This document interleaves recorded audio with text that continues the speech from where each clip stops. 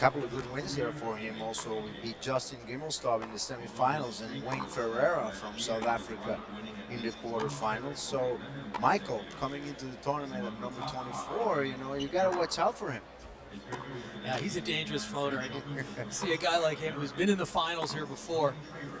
In fact, that was in 1996, also a semifinalist in 97. To see him playing Todd Martin in the second round, that's special. I'm telling you, nobody wants to play Michael Chang. Even now, they say, well, Chang this, Chang that. I bet the other 123 guys in the draw do not want to play him. He's still as hungry as the first day he stepped on the tennis court. Turned pro back in '88, and you can see what a good year he has had. 31 singles victory this year, 17 losses. Started the year off well. Finalist in Auckland, New Zealand. And there's that win in Los Angeles. He's been working with Carl Chang, his brother, since July of '91. So a long-time relationship that has really done them well. Here's a quick look at Todd Martin. Lives down in Ponte Vedra Beach, Florida, where the headquarters of the ATP Tour are located. Born in Hinsdale, Illinois. In fact, he went to school there at Northwestern University. He's 30 years old and ranked 32 in the world. This is his 10th year on the tour. I can remember him coming out of college as one of the guys who was really being looked at because of his physical skills. You can see he hasn't played a lot of tennis this year because of injuries, but recently he's been playing pretty well. A quarterfinalist at Cincinnati. He got to the second round of Wimbledon where he gave Andre Agassi a real scare. Well, Todd didn't do well right off the bat when we see umpire Lars Graf there. But after a year or two, he worked a lot on his footwork and started getting some matches under his belt. And Todd, a bit overshadowed by Andrea and Pete Sampras and Michael Chang and Jim Courier, but he's right up there with them. The only thing missing is a Grand Slam title, but he's been close a couple of times. Yeah, and I think as we get a look at that graphic, Michael Chang leading the series 5-1, as Nicholas had said. I think Todd Martin has unfortunately been labeled something as a player who perhaps can't close out some matches. Looking back to '96 at Wimbledon, where he had his friend and countryman Mal Washington 5-1 in the fifth set, only to lose. Of course, this year at Wimbledon, 5-2 up on Andre Agassi with 2 service breaks and unable to convert that win. Of course, even in Cincinnati, he had another loss where he was way ahead. And he had Keratin 5-2 in the third, I believe, also there. So these are some doubts that I think are going to hang around Todd Martin, and I think it's unfortunate because he is one of the most popular players and certainly one of the strongest guys out there. But perhaps these are saying something, though, about his character. Not only that, but Todd, a very solid character, very dedicated man. He was the president of the Player Council 2 years running, and before that Mal incident in '96, it never happened to him before. And maybe that left a little bit of a scar in him, and he started thinking about it twice when he was about to close out a match. But it's not likely for a guy like Todd for that to happen. Yeah, no, he is a very capable guy. He plays well at the U.S. Open on the hard courts. They're 25-10. Last year, a finalist to Andre Agassi in '94, semifinalist. And in '95, he got to the round of 16. Todd also does a lot of charity work back home. He has the Todd Martin Development Fund since 1994, so the complete package here on Todd Martin. Everybody likes this guy. Michael, of course, a bit more reserved. He hangs around his family circle, especially with brother Mike that coaches him. But Michael is not the type of guy to socialize much. Yeah, no, Michael Chang navigates this tennis world in his own world. In his own ship. Yeah, he's... I remember the first time I saw Betty Chang. She was bringing Michael food inside the locker room for him to eat. Chinese food back in 1989 when Michael won the French Open. So Michael with some home cooking back there in Paris. Well, very much a strong family unit that has supported Michael Chang's ascent through the game. His mother Betty, his father Joe, and of course Carl, a key influence. As we look at the Arthur Ashe Stadium here, it seats 20,000 tennis fans. Beautiful new structure put in place in 1997. And one more note about Todd Martin and the fact that he has lost some leads in the past. Last year at the U.S. Open, he had a tremendous come-from-behind win himself, where Greg Rosetsky had him 2-0 in a service break. And Todd Martin somehow found his way back, so he can definitely play from either side, whether he's ahead or behind. And Todd's injury-free for the first time in a while. Although he seemed to be having a bit of a problem there on the left wrist in the first round match against Vince Spadea. At one moment losing 7 games in a row to Spadea, and then closing out the match in 4 sets. I went across him in the locker room and asked him if anything was wrong. Of course, he would never say that he's injured. He would never say. Single match will be less than 5 tiebreak sets. So Martin won the toss. So you see the little wrap on his left hand, and he said it was bothering him, just the wrap. But there's got to be a reason for him to be wearing that wrap, and we hope it won't affect him today, and we should be in for a good match. Both of these guys very capable of giving us a good show. And this is really something of a David and Goliath matchup. Todd Martin, one of only 2 players who are 6 feet 6 inches or 6 feet 7 inches tall on the tour. Marc Rosset, also one of the taller guys, and Michael Chang, one of the more diminutive in stature. There are a couple of giants nowadays. Yeah. There is that guy from where is he from? The Czech Republic. He's like 6'8" or 6'9". Yeah, they got some very tall players now. Can't recall his name right now, but we'll check it out. Give it to you during this match. Time. Alexander Popp from Germany is 6 feet 7 inches tall. There you go. Very tall guy. Safin is pretty tall also. Yeah, these guys are they're getting bigger and stronger. And I think that's what's been the continual challenge to Michael Chang, is to continue to take on bigger, taller, stronger guys and find a way to win. Well, Safin's not that tall. He's only 6'4". Yeah, he's relatively medium in height. And there's a good up-close look at the scoreboard here above Arthur Ashe Stadium. Now the dot beside Michael Chang's name will tell you that he's going to stir first.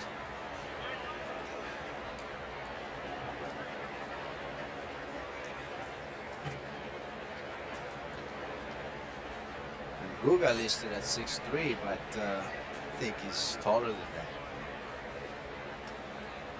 Now this is Michael Chang's 14th U.S. Open, and the only man to play more U.S. Opens is Andre Agassi.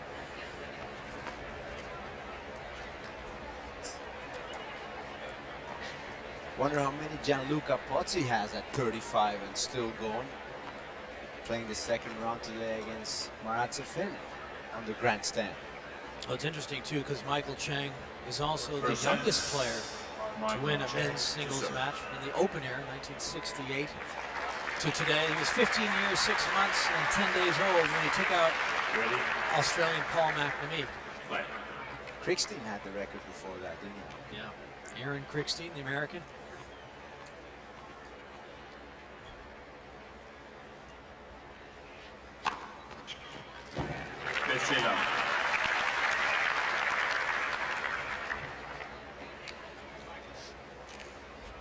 Well, that's a nice start for Michael Chang.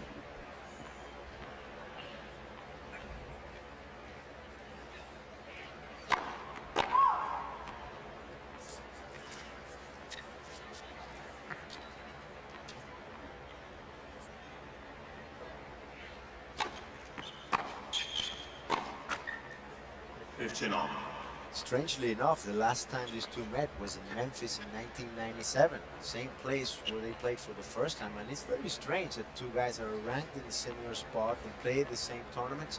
Don't meet that often.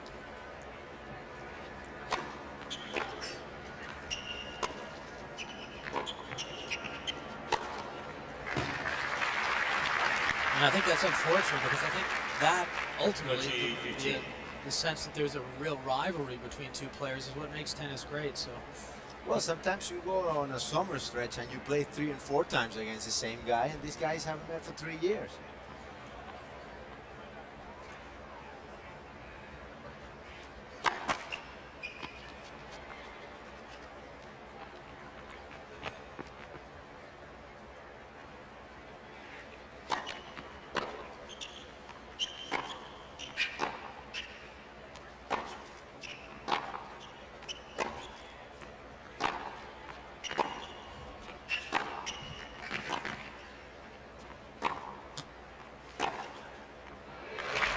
well, some nice work from Michael Chang, who is starting off well here on his serve. 40-15. Michael Chang, known for his great speed, and he uses that speed to play great defense, but he can also turn it up when he gets the ball short, and from the middle of the court he can definitely tee up both sides, the forehand and the backhand. Great shot there from Todd Martin. But what people have to watch out against Michael 14, Chang 30. is the perception you have of his speed on the court and not try and go for too much, often making a lot of enforced errors.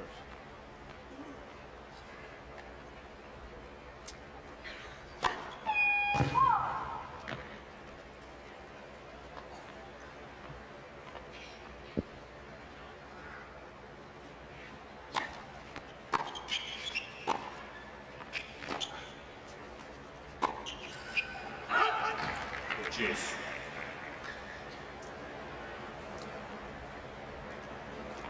Well, that's always the vulnerable part of Michael Chang's game, is the transition from the backcourt into the net.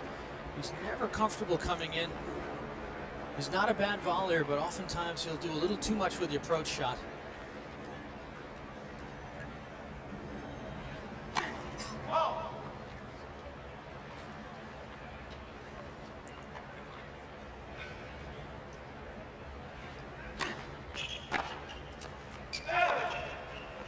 Just wide. And talking about that transition and the volley, Michael Chang has improved his game unbelievably since the time he started playing. Yeah, he really has. He was really just known as a guy who put the ball back into play. He couldn't volley. He could not volley.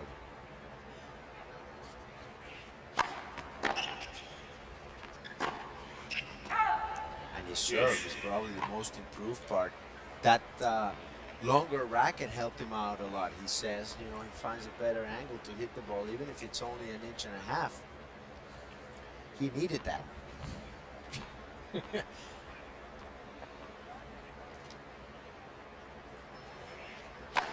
Well, it says 5 feet 9 inches in the HB He's lying. media He's guide. lying. But I'm not sure. 5'9" is tall. That is 5'7", 5'8". With or without the platforms.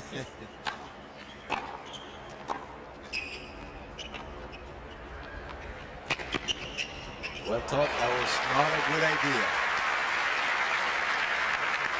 Michael Chang with incredible speed getting to that drop shot and hitting it just long enough so Todd Martin could not handle it. That was close. Well, I'm not sure what Todd Martin was thinking, but we're not in Roland Garros. You don't need to play the drop shot. I mean, that was a ball that he's got to hit hard, get in behind, and take a good position at the net. Game check. First game. So you're looking at half of the U.S. Olympic team facing off here in the second round match. Both Michael Chang and Todd Martin will head down to Sydney for the Olympics at the end of the U.S. Open. Andre Agassi and Jeff Tarango are the other singles players on the team.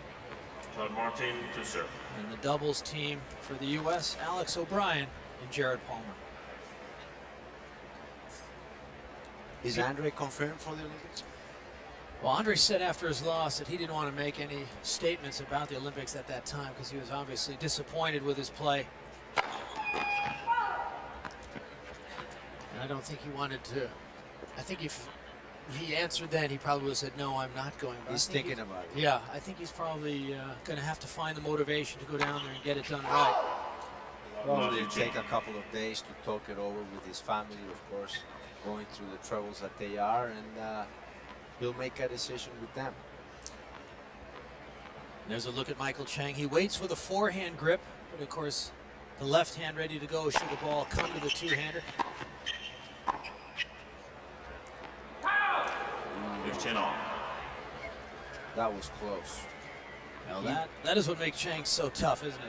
He gets the returns back, very good service return, and then he has a great second shot. And good eyes too, because if you look at where he returns, he's right on top of that baseline, and he goes forward to wait for that serve. So he returns right on that baseline. And Todd Martin there, hitting one at 119 miles per hour. I mean, you got to be quick. And it went right at him too. And I think Martin, if he senses that Chang is going to move forward, he might try a few more of those body serves. That was a very effective play there.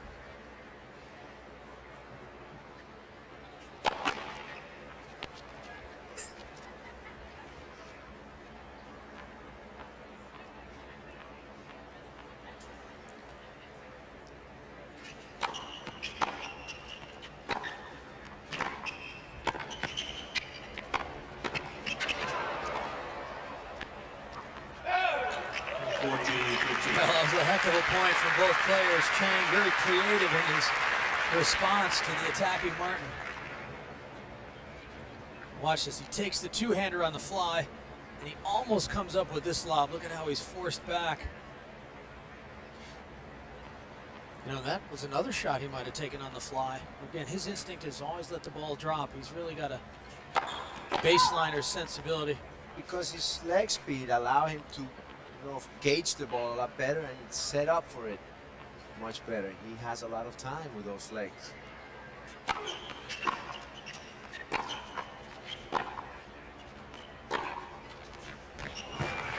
Todd winning one from the back. He's on the board at 1-0. What people don't realize about Todd Martin's serve is that he's got them all. He can hit you out wide. He can kick it. His kick is unbelievable. And when he hits it flat, it really flies. So he hurts you with that serve. 1-0 first set.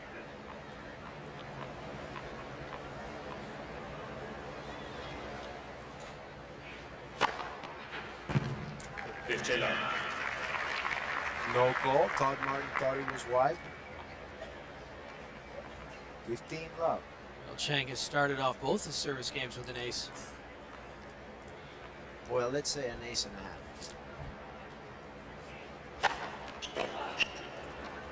And that one's just as good as an ace.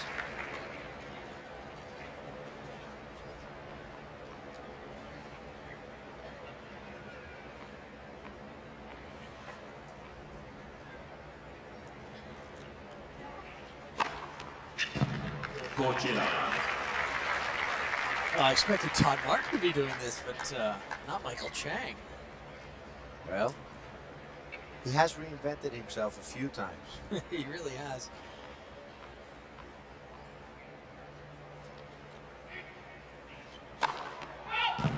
Michael would disappear from 2-3. Oh, here we go. Todd Martin getting the ball. That will give you an idea of what kind of gentleman Chang is. 2-1. 2-1 Chang, first set.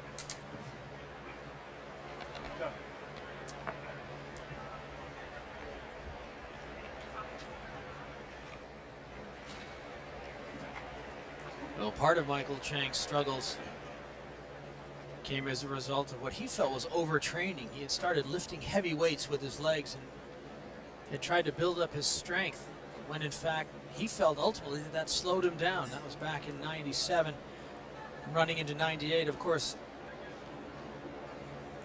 he'd had 6 consecutive years being ranked inside the top 10. And of course, in '98, he dropped down to 29 in the world. And in '99, he slipped all the way down to 50. Everybody started counting him out, and he's saying, no, I'm getting better, and he certainly is now back at number 24. And imagine winning a title for 11 consecutive years, one of the longest streaks ever in pro tennis. Yvonne Lendl had the highest streak at 14 consecutive years of winning a title. Of course, that was snapped in 1999. Chang. Oh, Michael's streak. Lendl's streak, I thought. Look at this side of the draw. Leaf. I Oh. mean, this is unbelievable. It's a nice little portion here with Corretta going through the third round. The winner of this match facing the winner of Piolina and Grusetsky. I mean, we're talking quarterfinal material here. Yeah, no, this is an interesting half of the draw. Perhaps a first-time U.S. Open finalist coming out of this half. Pete Sampras, the only remaining title holder alive in the whole men's draw. He's in the top half. He plays Agustin Cagliari from Argentina. He'll play tomorrow.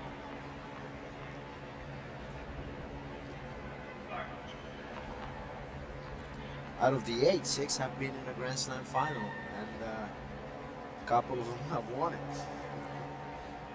Actually, nobody has won a Grand Slam. Moya, Paris. Carlos Moya taking on Slava Dozadel today. Left. Slava Dozadel for the Czech Republic, Davis Cup player, and a U.S. Open quarterfinalist.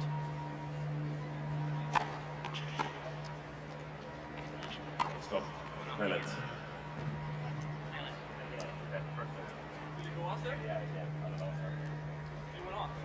Looks like the machine went off before the serve hit the ground, and Chang. The Cyclops, or the electronic eye, is the automatic fault caller. And for some reason it went off, and Chang just said, hey, stop. Well, but he shouldn't have returned the ball. Reserve. That's what Todd is arguing.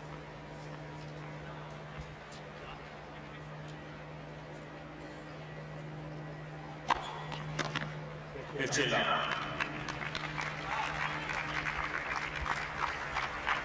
It's very complicated out there with all these electronic devices and electronic net cord device.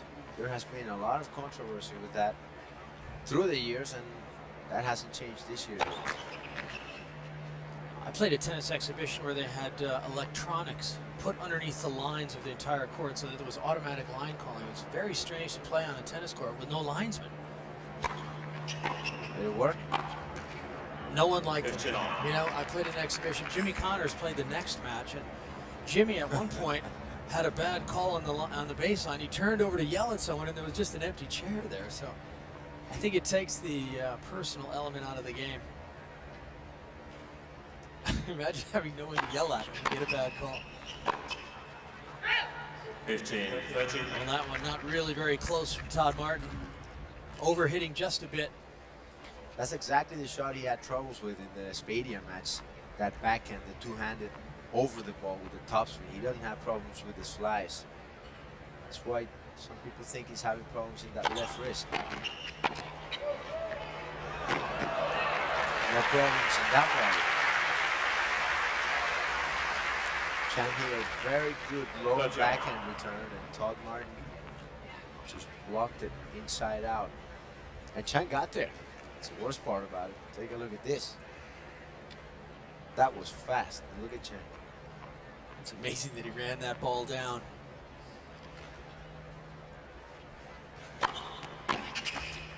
14, 13. Well, I think you're seeing that when Todd Martin gets into trouble, he can fall back on the serve and volley game. You know, he wants to play with a little bit of variety. He doesn't want to allow Chang to just get in the rhythm of hitting great returns, so he's going to stay back a bit. But when he's in trouble, look for him to move forward.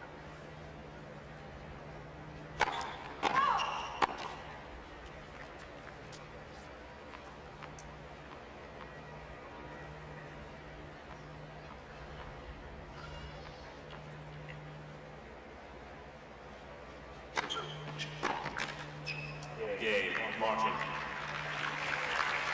So Todd Martin, after a little bit of a struggle, 2 games on. holds his serve, and 2 games all in the opening set. A wonderful afternoon here in New York. We've got some low-lying clouds, but it's very humid today. Very hot, sticky New York afternoon as we are getting into the Labor Day weekend. We're at Friday at 2:15 here in New York City.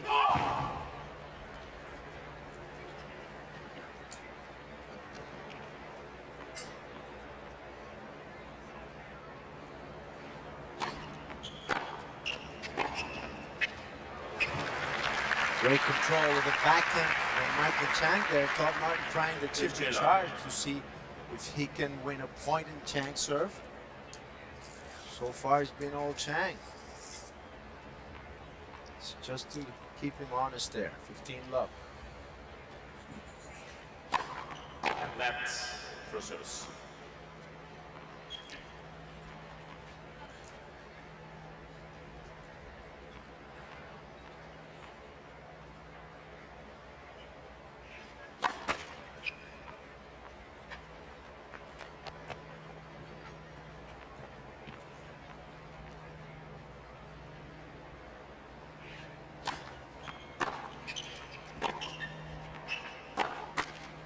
No chill out.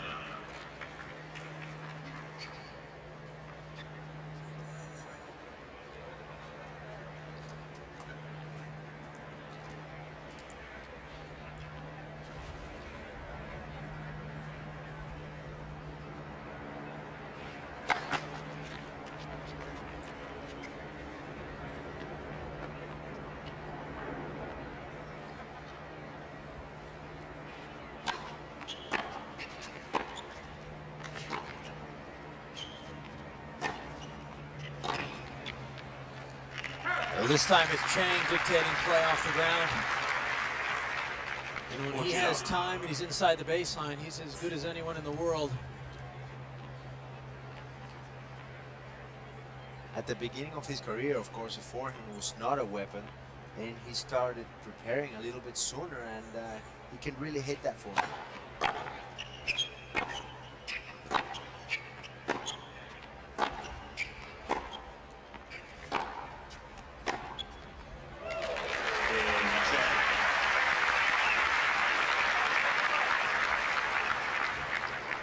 Chang leads 3 games to 2. Well, an impressive finish there from Michael Chang. He's not afraid to face up to the pace that Todd Martin's going to try and give him. He has that wonderful ability to get to the ball and do something with it. You kind of get the feeling that they're out there just waiting for the opportunity, not starting off very aggressive and feeling each other out. These two know each other very, very well, but kind of tentative here on trying to draw blood from the other guy. Two winning the serves very easily. Yeah, you really feel like they're just feeling it out, getting through the initial experience of being out here again on center court. It's a big match for both these guys.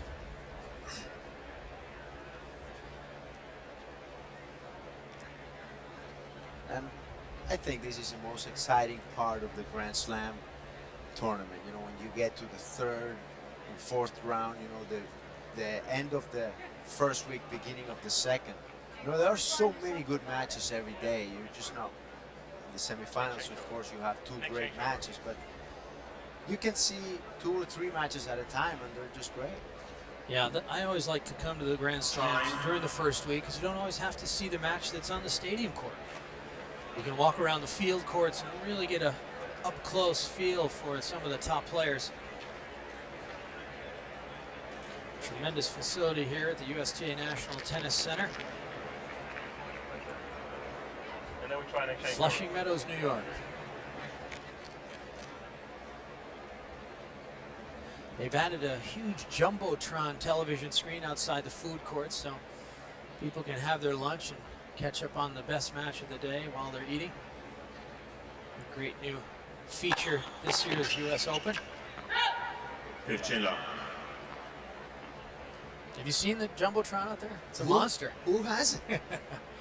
Who has The it? Jumbotron, it's this enormous television screen. It's great. I'd like to put it in my living room. I'm not sure it would fit, but it would be great.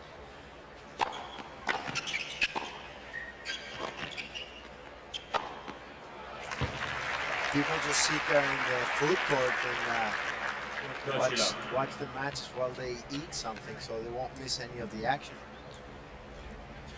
Todd Martin goes back nicely for that smash. I know one person who won't be sitting and watching is Jelena Dokic's father, who was rather unceremoniously ushered off the grounds, and he will not be allowed back on the grounds for verbally abusing a tournament official. And then some.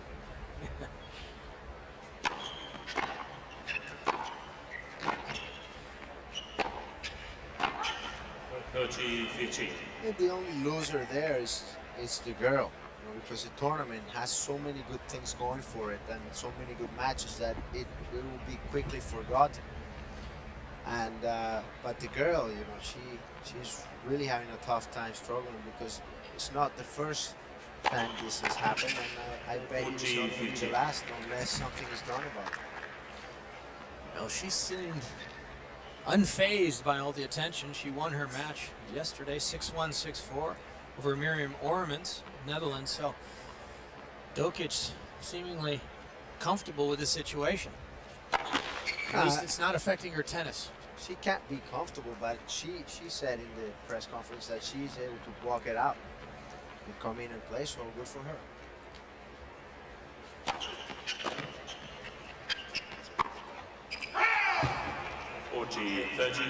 Todd Martin, they're rushing a little bit, maybe because of that Chang speed. Tried to put it too close to the line, and 40-30 now. Martin serving at 2-3.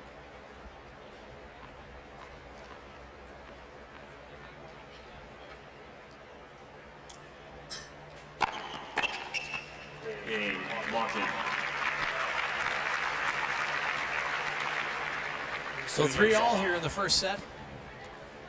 Todd Martin, even though he made a couple forehand errors that game, holds his serve.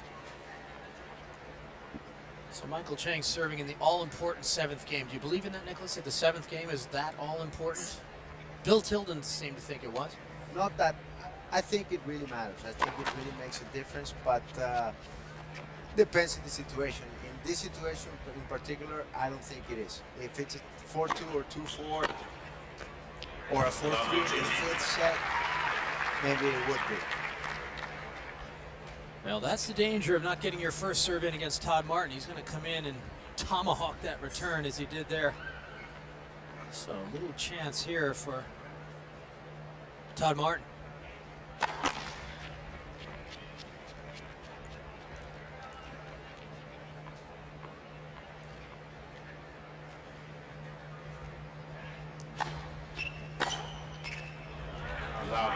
And there is, just to give you an idea of how important that first serve is, Martin has won 9 out of 10 with his first serve and 3 out of 7 with his second. And Chang is won 8 out of 10 points when he makes the first serve and 6 out of 10 when he's made the second. So Chang dug himself in a hole here, down love 30.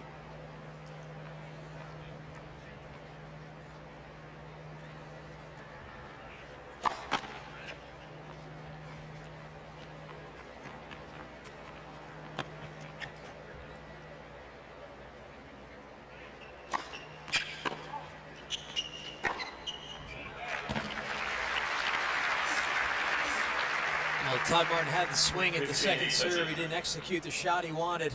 Michael Chang took advantage of it on the short one.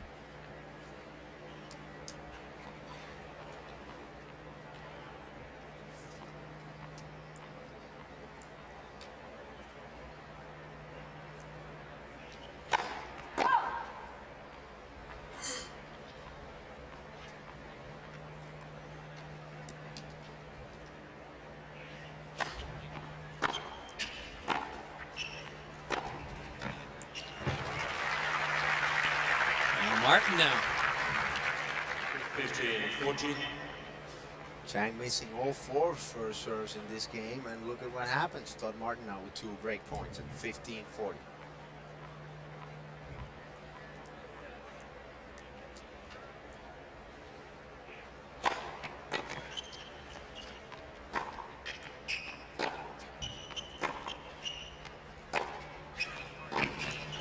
Well, that's just a good game from Todd Martin. Took advantage of what Michael Chang gave him. played a good game, and he's got the first break of the match. 48, please. Well, that certainly wasn't the Michael Chang we saw serving in his first couple service games. He got a lot of first serves in, but that last game never put a first serve into play until it was too late. Maybe he has been reading Bill Tilden's theory of tennis. What do you think of that 7th game? Well, I think the set reaches a point where it becomes a little more important to take advantage and play the bigger points. So I think there's something to it. I think it may not be the most important game of the set, but it certainly can swing the set. It either maintains the status quo or changes things around, perhaps as Martin has done here. Well, but swinging the things, it becomes the most important game. But what I see is that the top guys say, sometimes Sampras or Agassi, I'm not saying they're, not making a big effort at the beginning, but I think they turn it up a notch once it gets past the 3-all mark. Yeah, you're right. The focus gets a little more intense. And their feet and their body language just comes on. You feel they're going to take advantage of any situation, or they would run a ball further than they would normally at the beginning of the match. Yeah, I think you're right. Plus, as the match wears on, the players, get a little more accustomed to the serves coming at them. They find their rhythm. They're sensing what they can do and what they can get away with. So, Martin, I think, really took advantage of those opportunities that Michael Chang gave him. Chang missing a lot of first serves. Well, and now, Chang is going to be focused, so Martin's trying to capitalize on that break and hold serve here at 4-3. New balls also, so that's a good one for Martin.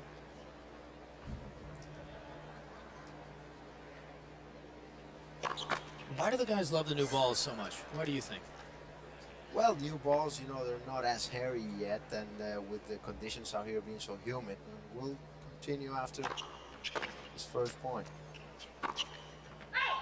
Lovely team. Obviously, the smaller the ball, the less resistance from the wind, so it travels a bit faster, and guys love to serve with new balls, especially when there's a break up or trying to close out a set or a match. Makes a big difference. I would say about a 10%. In terms of speed, yeah. That much, yes. I would agree.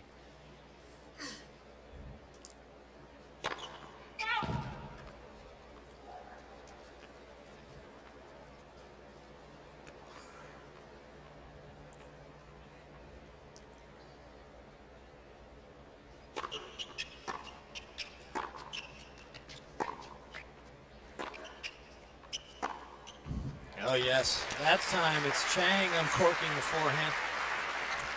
And now it's Todd Martin on the hole 30. 30. Well, you and I, being both players that relied on our serve a lot, know the difference. And you get that first serve in, you start feeling real confident about what you're doing, and it begins to, begins a chain of events that you feel is more positive to you. 15-30. Nice body serve. Chang was brilliant just getting that back. Yeah, that thing could have hit him. He hit that a very awkward manner. Have you seen the new balls they're trying out? Yes, I have. They're about 6% larger in size. They're called the rally ball. They're certainly a rally ball. They're advertising it as 25% longer points. Imagine that. Oh, man. Can you imagine if they use those at Roland Garros on the red clay of Europe or even South America? Forget Roland Garros. That's fast. Try it in Barcelona. You'll have to go on the court with a spare arm. Or maybe just take 10 pounds off of that racket. Or a lunch bucket. You're going to be there all day. Can you imagine playing Alex Corretja? No, that would be fast. Bring your sleeping bag. Catch a nap on the changeovers. Oh, it falls back. 14. Well, Michael Chang has earned himself a break point back.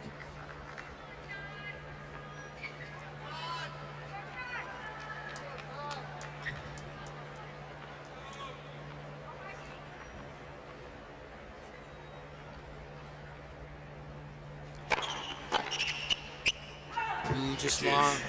Well, so far, this probably was the biggest point of the match. And if Martin can hold here, he's going to get a good feeling being able to come back from love 30 and now break point. Back to deuce.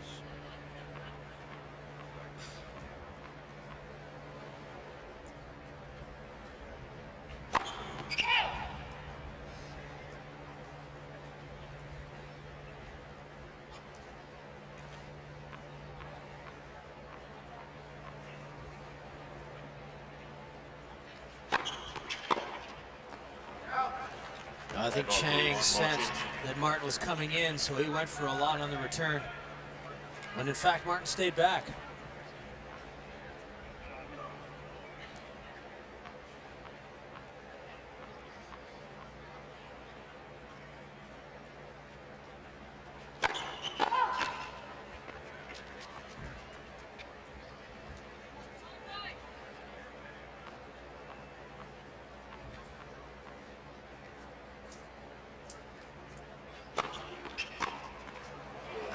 Another great second serve by Todd Martin. And Chang was caught going forward on this one. And, Martin holds has a 5-3 lead in the first set.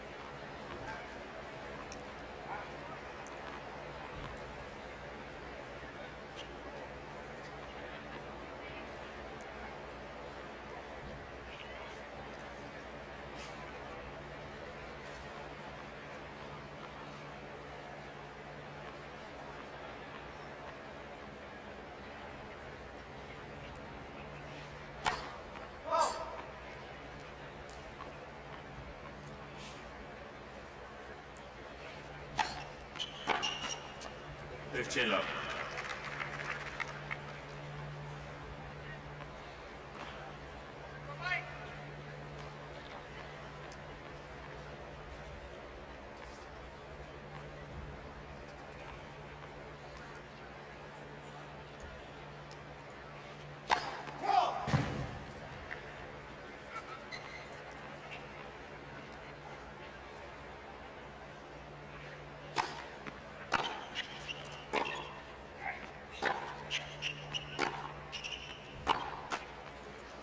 Chill out.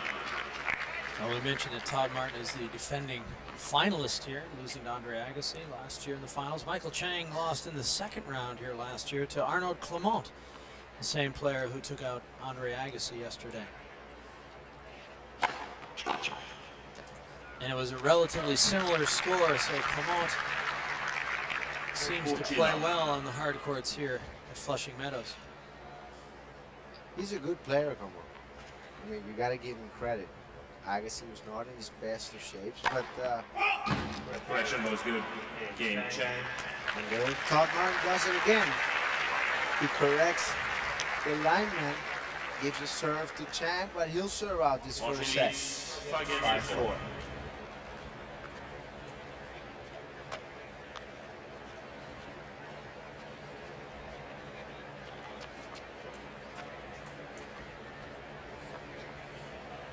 A good game from Chang there to break a string of 3 consecutive games for Martin. This is the time when Todd Martin really relies on that first serve to set up his games. These set clinching games are oftentimes the toughest to win because you know your opponent is going to raise his level of play. What did you try to think about when you were coming onto the court to serve for a set or a match? I tried to keep it as simple as possible and keep doing the things that I have been doing to get me there. And to put the ball in the court, try to reduce the forced errors and not to be tentative. Depending on the opponent also, you know, if you were playing against somebody that puts a lot of balls in the court, then you took a different approach. And if you were playing against somebody that was trying to hit for winners all the time. It's certainly good to have a plan in mind when you step out on the court. Yeah, of course, very important to get on the board first, you know, win the first and second points. You know, that would give you a nice cushion for the rest of the way.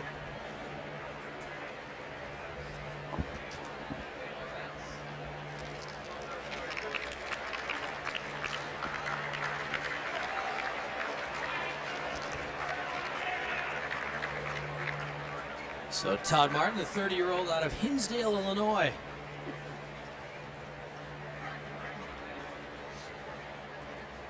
Northwestern University alum, will serve for the first set.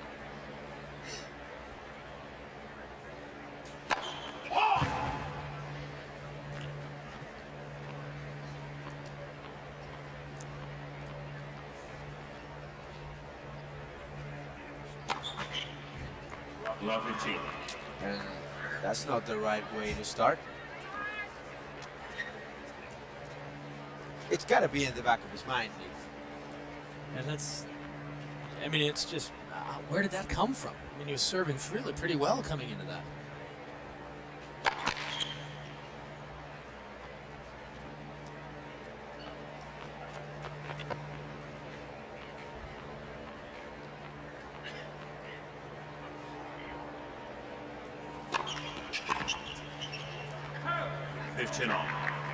Still hit that second serve pretty well there to the Chang forehand, and that's a strange mistake from Michael Chang. He knows he's got to make Todd play because Todd gets tentative serving for the set or the match, and there he is making the unforced error.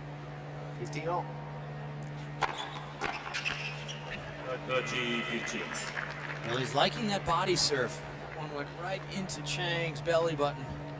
Well, that takes out the missing the serve on the sides. That gives you a little advantage. That's right. You're not going to miss it in the middle of the court or on the sideline.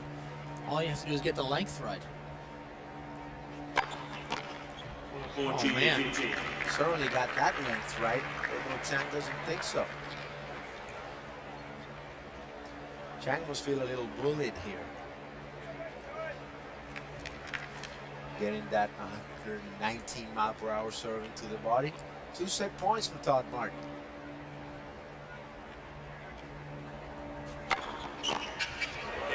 First set, Martin.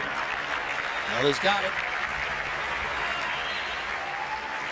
Todd Martin clinches the first set with a single service break, 6-4. So these guys are off and running. Well, he shook it off rather quickly after that Chang mistake on the forehand side. Well, he settled down there when he was served for it. He opened up the game with a double fault, but came up with some good serves to clinch it. That's always a good feeling when your opponent misses the return.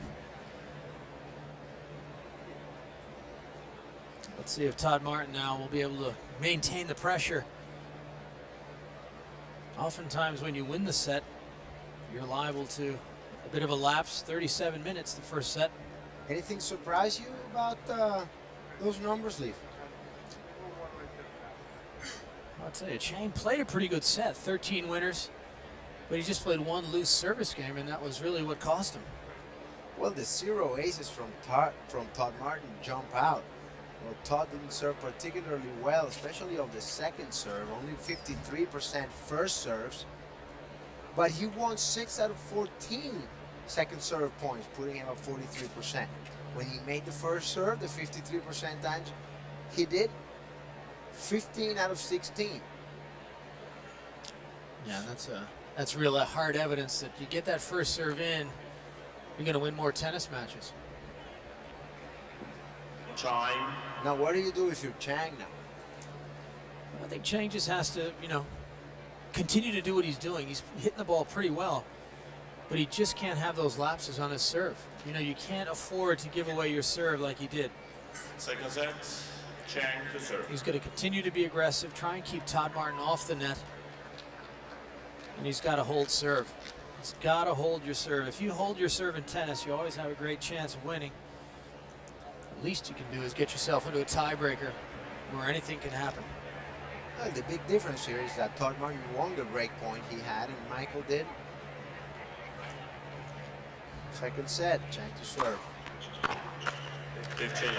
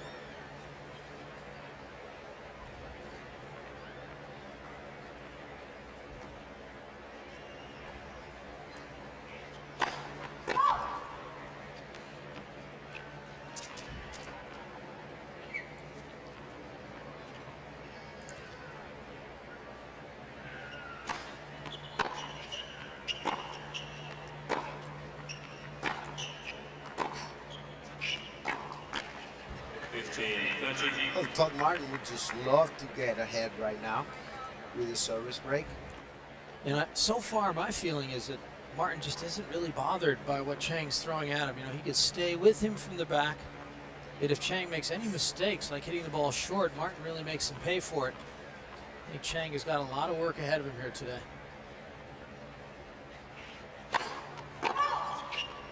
Yeah, it certainly looks uphill.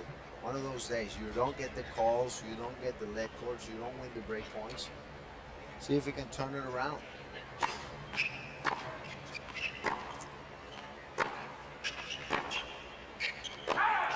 15-14. There he is again, and that ball well long, and Michael looking at the umpire for confirmation, but that wasn't even close.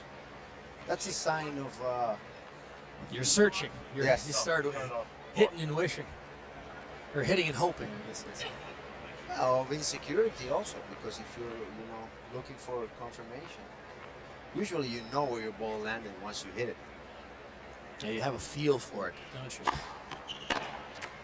13-14.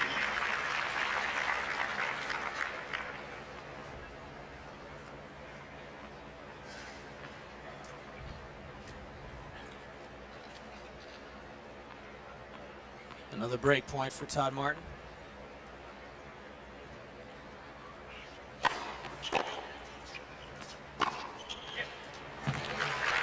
Well, that's well handled by Chang. And what helped him was getting that first serve in. It gave him the chance to tee off on the forehand on the second shot.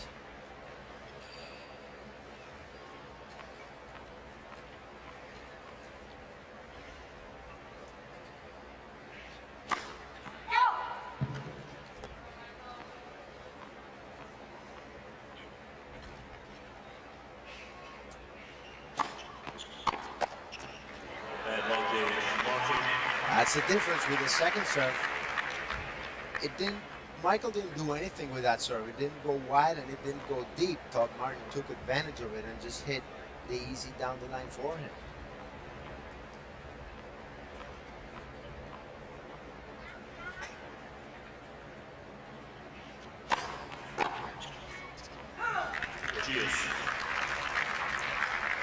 Well, Chang is trying to get more serves into Martin's forehand. He knows that's Martin's vulnerable side. But you definitely have to get some juice behind it. You can't just get it in the box.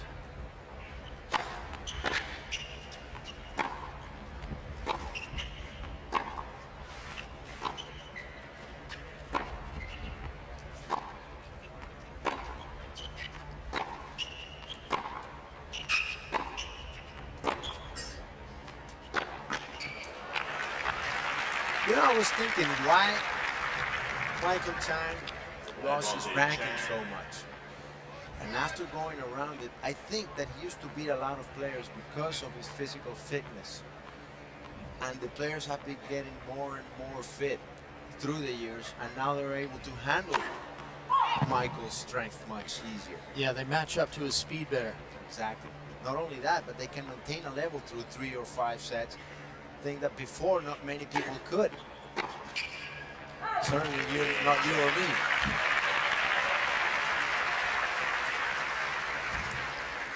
First game, second set. Well, Chang fights off 3 break points, and that was a good game for him to win. You hate to be down a set and a break early in the second set. You're really not even into the set, and already you're playing from behind, so a good game from him. He has not served well. He's going to have to pick up his serves.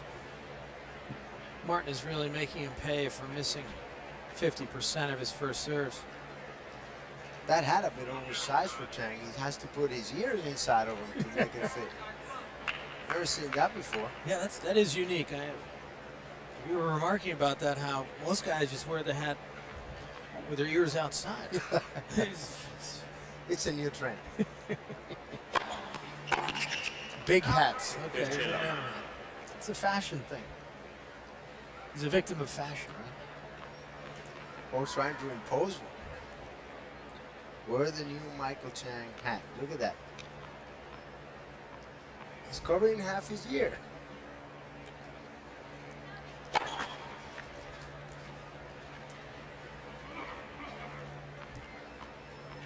Wayne Arthur's the Australian who upset Gustavo Cairton in the opening round. He's advanced now to the third round with a win over countryman Jason Stoltenberg.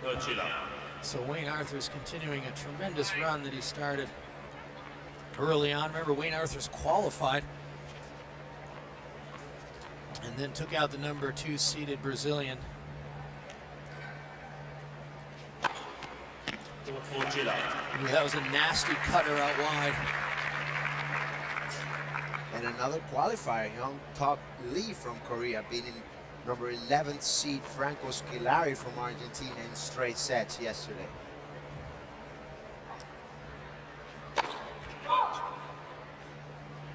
You didn't know that one, Lee. I did, but I honestly don't know this guy. Well, Young nobody Tok Lee. did. Nobody did. He was ranked 181 coming in. And had literally been around New York trying to get into the challengers. Got into the qualifying in here, came through. And again, another reflection of the depth in men's tennis. Todd Martin pulling even now, 1 game all. I'd say when Todd Martin's hitting his forehand well like that, he's very tough to beat. Very overpowering. Yeah, because it's a flat shot. It goes very fast, and he doesn't seem to make an effort really to hit it. But Todd's so tall and so strong. Have you seen it? Have you ever got a hold of his racket? Oh, it's a war club. It's heavy, man. That thing's unbelievable. And the grip is like 5.5 also.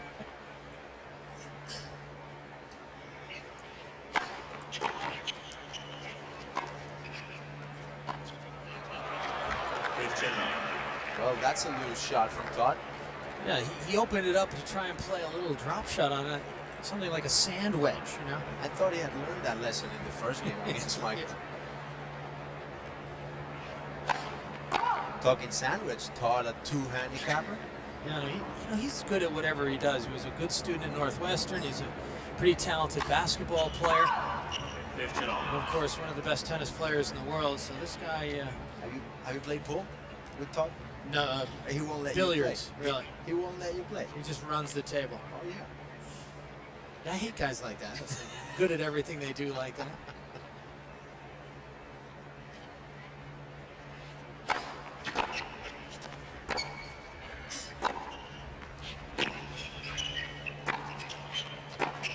Oh, Todd Martin had earned the advantage, but he didn't do enough with the second forehand. Yeah, Michael Chang adjusted rather quickly to that forehand. He was inside the court and gave him a chance to go for that down the line passing shot. 30-15.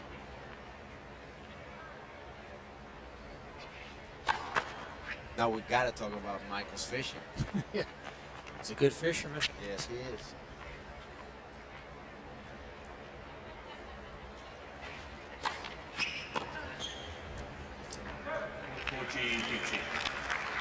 Well, Michael Chang has a number of oversized aquariums in his home, and he loves collecting fish, tropical fish. I think it's one of the reasons why he settled up in Mercer Island, because he really enjoyed the outdoors, the fishing up there in beautiful Washington State.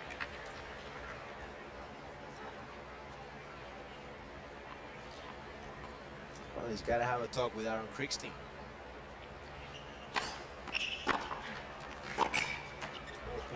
That's Aaron's business venture after he retired from tennis, selling and installing aquariums in homes. He did very well with that.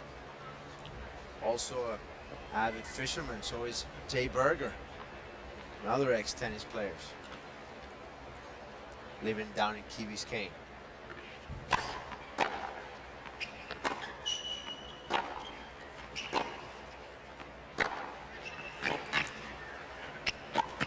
Well, it's some heavy ground strokes from Todd Martin set up that volley. Do you think Todd Martin's a good fisherman too?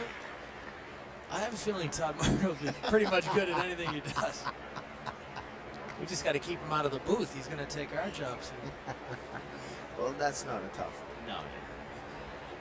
Well, it's going to be a sunny one here today, Leaf.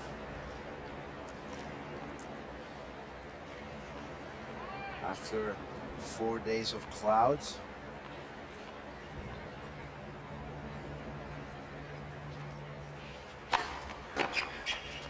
Advantage, Chang.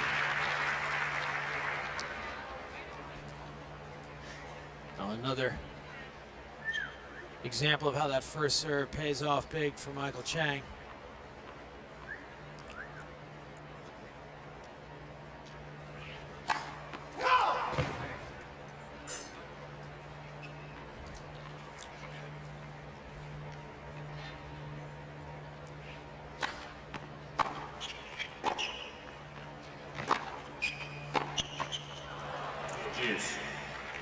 Chang trying to attack Todd Martin's forehand, which came pretty fast. It was well inside the baseline to try to gain some time on Todd, cutting the angle, and just missed it at the net. Pretty low first serve percentage for both players at 53%.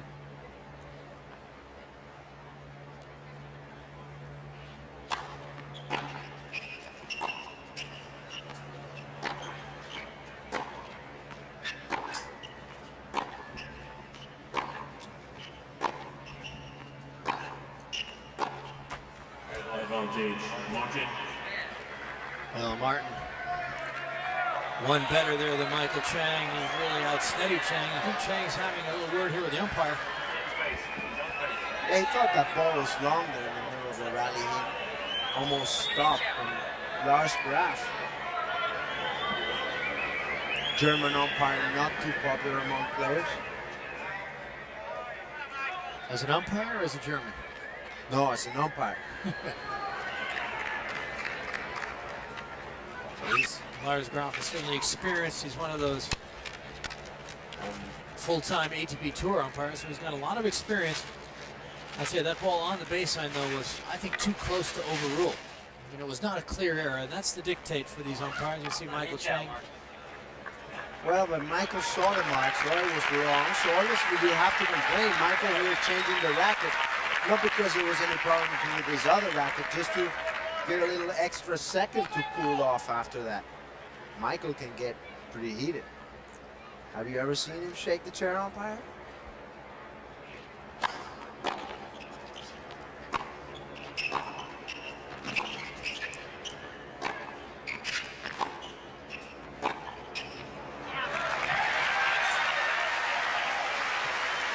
You saw that rap he took the racket off. That's to keep the humidity out. That way the string tension will be the same. With this humidity here in New York, strings can lose from 3 to 4 pounds from one day to the next. Back to deuce.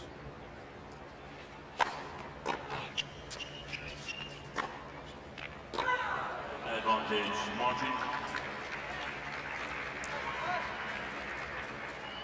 That forehand missing long, and Todd Martin with another chance.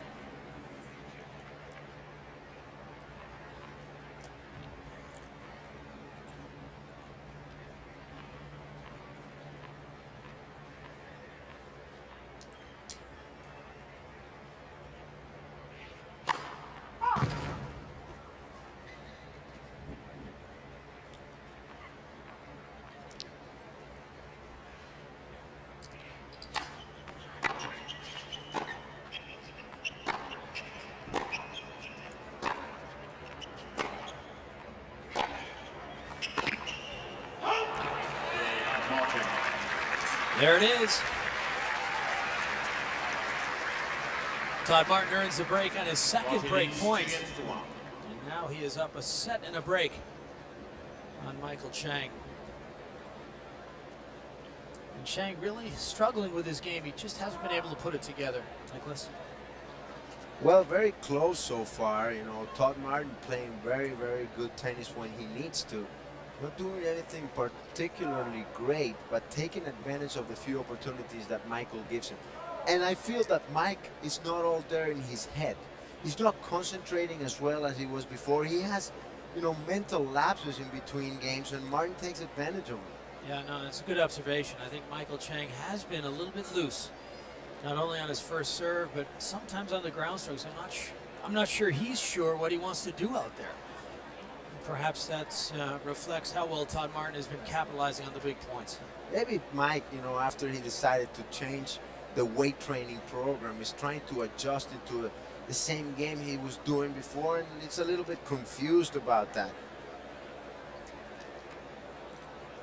You know, so close-knit family, you know, coach, his Chang. brother Carl, you know, sometimes it's difficult to absorb other influences which are needed in this game. You know, you have to be open to suggestions and see different things. And he's been coached by Carl since the beginning of time, it seems. And you need some new blood. You need some new input. And I feel that's needed in this case because Mike still has a lot of tennis in front of him. Yeah. Another good point. Coaching on the men's tour is not something permanent. You know, the coaches may stay around for 3 or 4 years, and there's a shifting of coaches. Well, it's like baseball players or soccer players in Europe. You know, they change shirts, you know, from one day to the next, and that's something fans have not gotten used to it, and I don't think they will for a long time. Swedish players change coaches every year. They just swap them between one another. That seems to be working okay. Yes, Michael Chang changing tactics, and it pays off. This time it's Chang who attacks off the second serve. Pretty nice volley.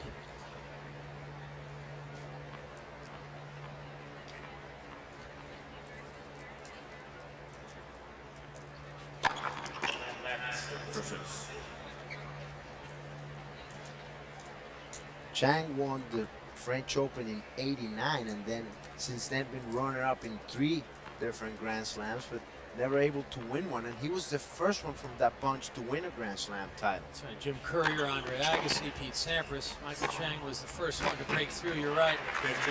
It's some good work there from Martin. And that was always his goal throughout his career, was to win another slam and to get to #1 in the world. And he reached #2 in the world. So I think he feels like some of those goals are still out there to achieve.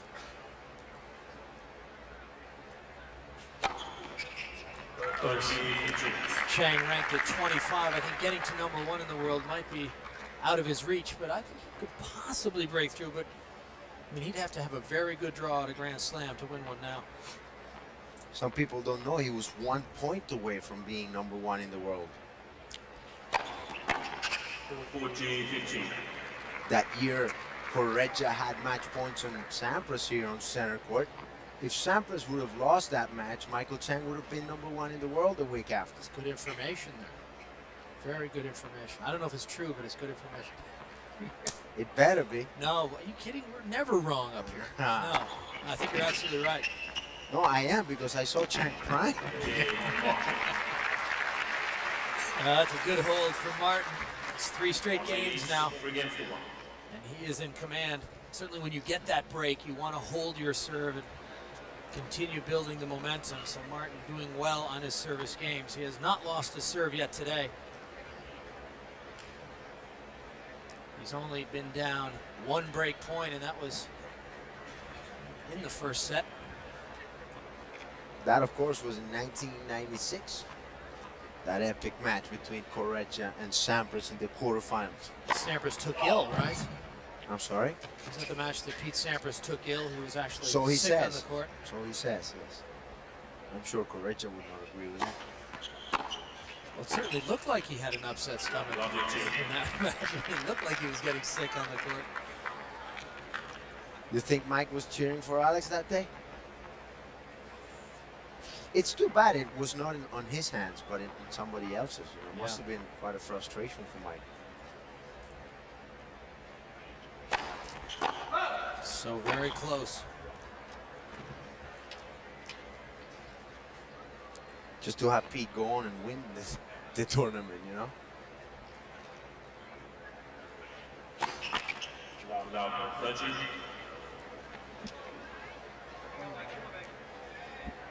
And things are starting to get unwrapped here for Michael Chang. Now down love 30.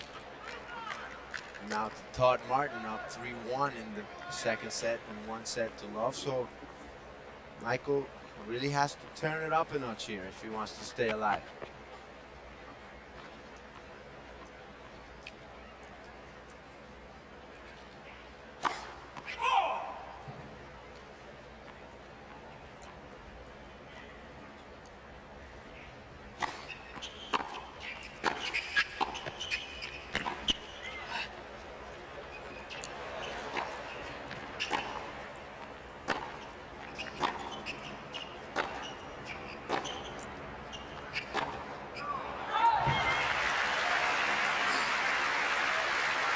Chang did well to get the lob over Todd Martin. I was surprised he didn't follow it in. 15-13.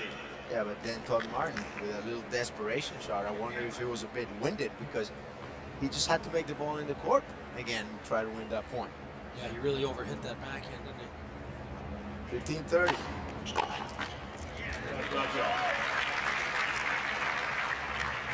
That was a pretty big point now that Michael is back at 30 all.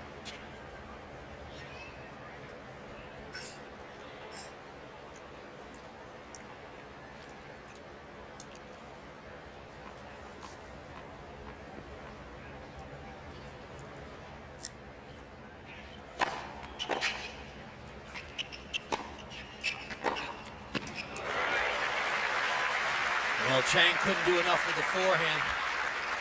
30-14. Watch how this ball sits up for Todd Martin. He's got time. He makes Chang pay, and that earns him a break point. This could virtually be the set. I mean, Todd Martin is serving well. He has not been broken. Should he get 2 breaks, can't imagine him losing this set.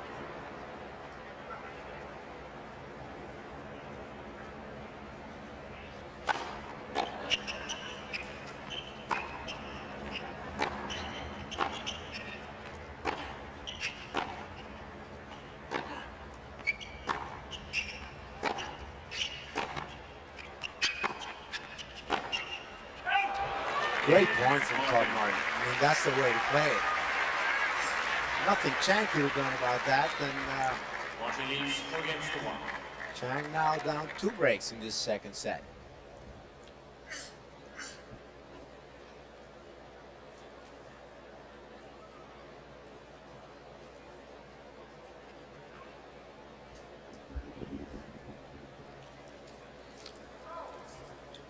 Well, as we mentioned before, Nicholas Kiefer advancing to the 3rd round today with a win over the Swede Jonas Bjorkman. Alex Korecha out into the 3rd round. Wayne Arthurs as well. Some more tennis going on outside the grounds, and we'll keep you posted on any developments. Certainly here in Arthur Ashe Stadium, Todd Martin looking very strong indeed. A set and 2 breaks up on Michael Chang. And Leaf, always an issue in Grand Slam tennis. It's the way the draw comes out. And as we have it here in front of us, some parts of the draw with some seeded players losing have really loosened up, huh? Yeah, very much so. And certainly Arnaud Clement taking out Andre Agassi has opened up that top portion of the draw. I mean, you've got Clement, Hicham Marazi, Andre Pavel. You've got a number of players who could reach the quarterfinals. Of course, the remaining seeds in that top quarter where Andre Agassi was, Leighton Hewitt and Thomas Enquist. So potentially, though, an unseeded player into the quarterfinals, possibly the semifinals. The reason we say it has loosened up, or I feel it has, is that when you have a seeded player or a living legend, like in the case of Andre Agassi, they're going to be more consistent as the tournament goes on because they are in familiar territory. When you have an Arnaud Clement or a Hicham Marazi, they're unbelievable tennis players. Just being here, enough reason for demonstrating that, but they're not going to be an Andre Agassi in the semifinals or in the quarterfinals. Or at least they have not proven so yet. We're hoping they do. Tennis now seems to have a new generation of new stars. Certainly ATP thinks so with that new campaign.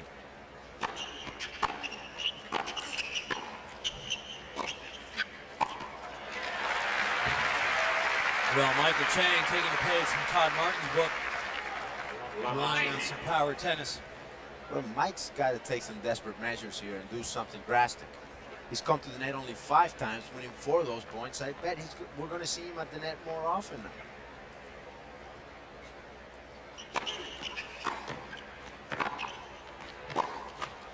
Well, I think one of the basic rules in tennis, I know, most of the guys would agree, is if you're losing, you're playing a game and losing, you've got to change it.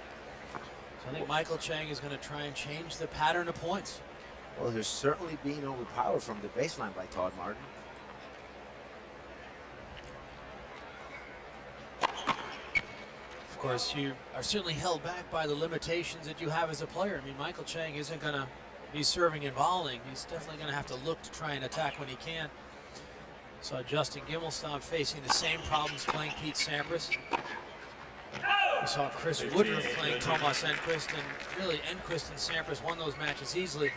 The other players just didn't have enough tennis in them to change their style. So there are certain matchups that just don't go for one player or another, and you see him on your side of the draw and you go, oh no, not him again.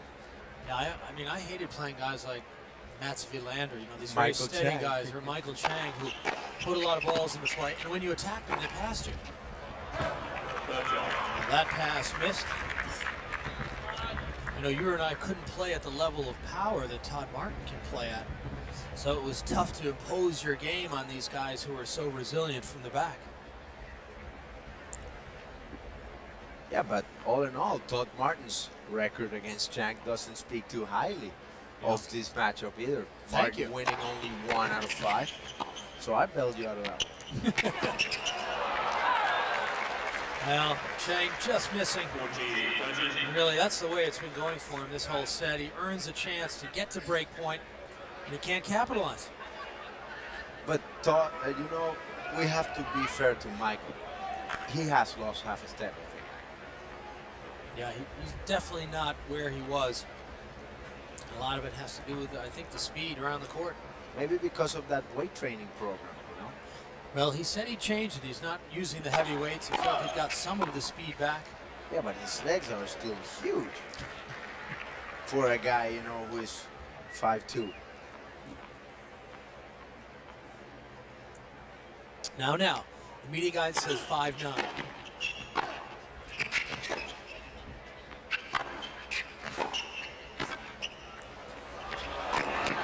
Oh, around the post from Chang.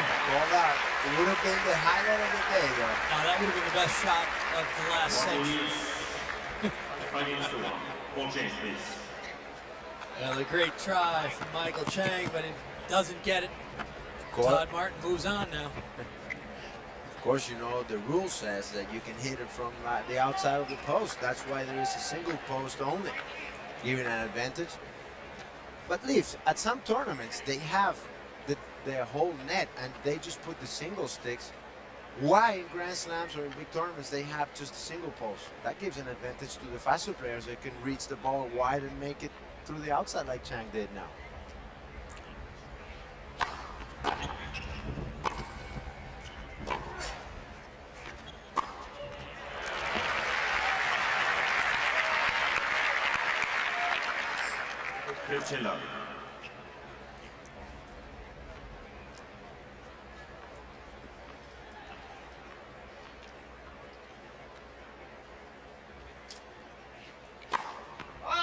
Correction.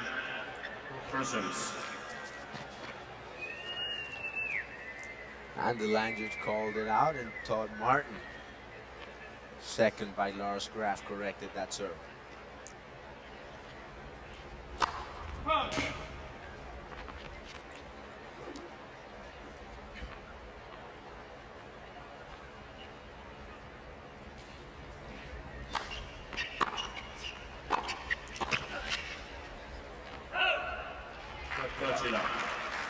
Some good defense from Michael Chang.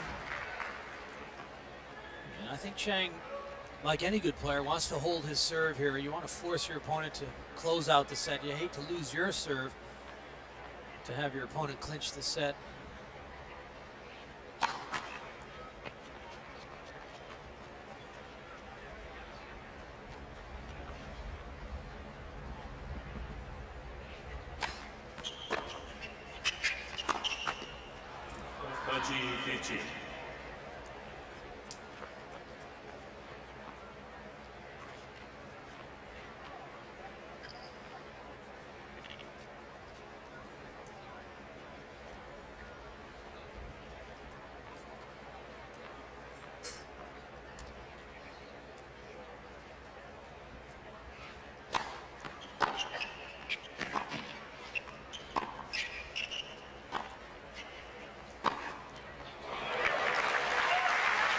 And Todd Martin running around that backhand to hit A great forehand, and Todd looking very sharp so far in this match. 30-all. For him to have 11 forehand winners, I mean, that's normally his vulnerable side if he's going to make some mistakes. So he's got to be feeling confident. I mean, what happened in the match against Spadia, I don't understand. He was up 2 sets to love with a break, and then Spadia stormed back, won 7 games in a row. Martin looked out of it, and all of a sudden, out of nowhere, back came Todd Martin and played a great 4th set. No explanations given. Let's first service.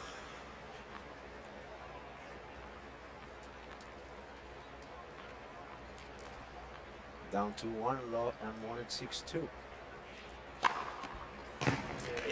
Chang. Well, Michael Chang's 7th ace gives him the game. Martin leads 5 games to 2. Although he's got plenty of work ahead of him. Martin with the break of serve, actually 2 breaks of serve. And in command, you can see the sun is out today and it's hot. Set.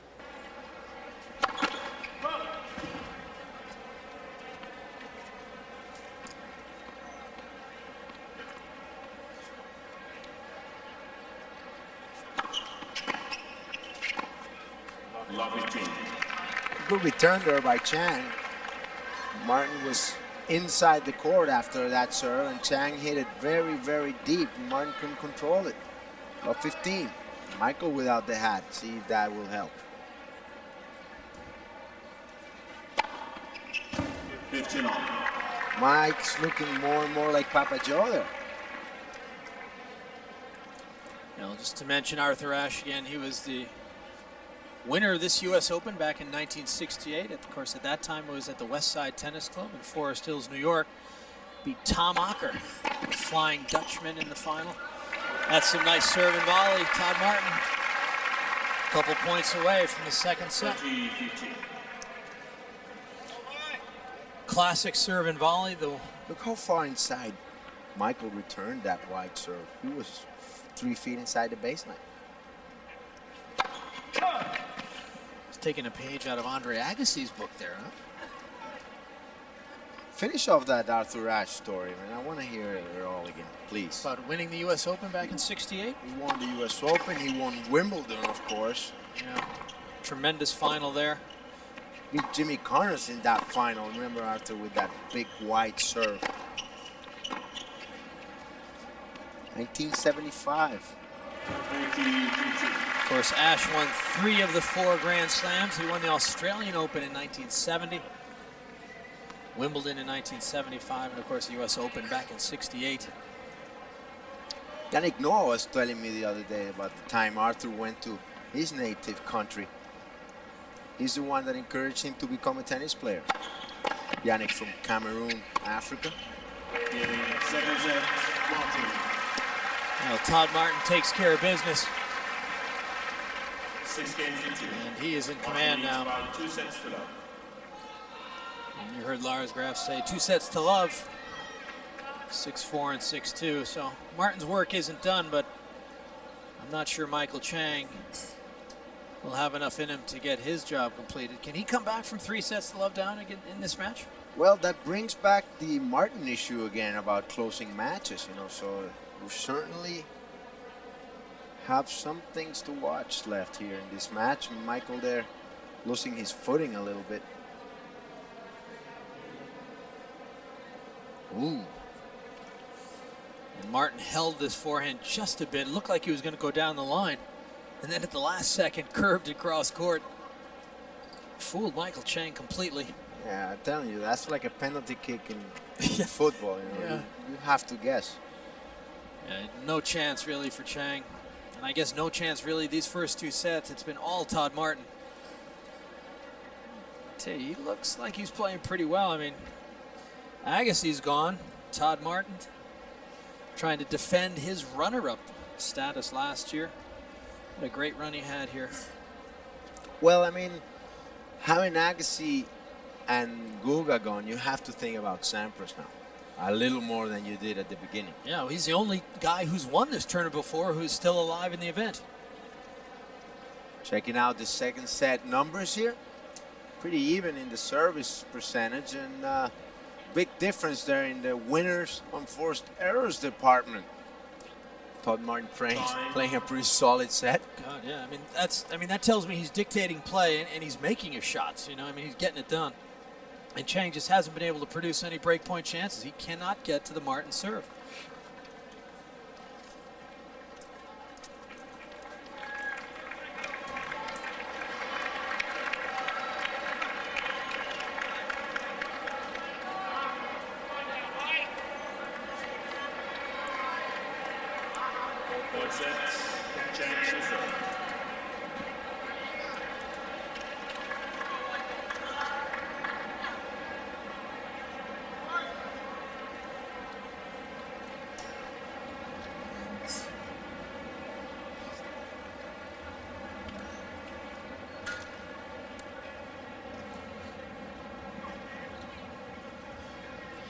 Michael Chang to start the third set.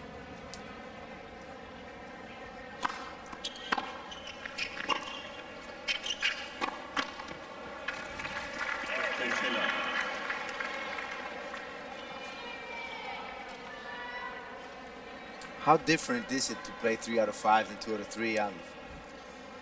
Yeah, it's definitely a different preparation. The mental side, it's the biggest adjustment you have to make. I mean, you win 2 sets, you're way up on the other guy, and still you have 1 set to win.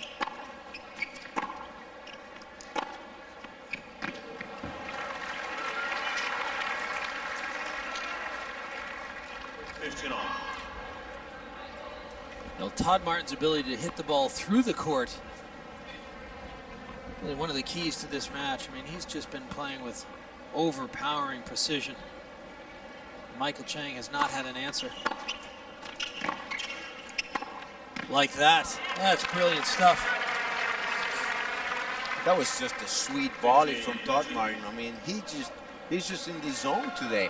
Coming into the net, that was not an easy volley coming into his body, and he just,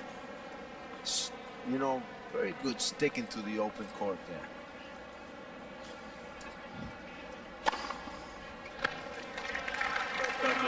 That serve was wide, but no call. 30 all.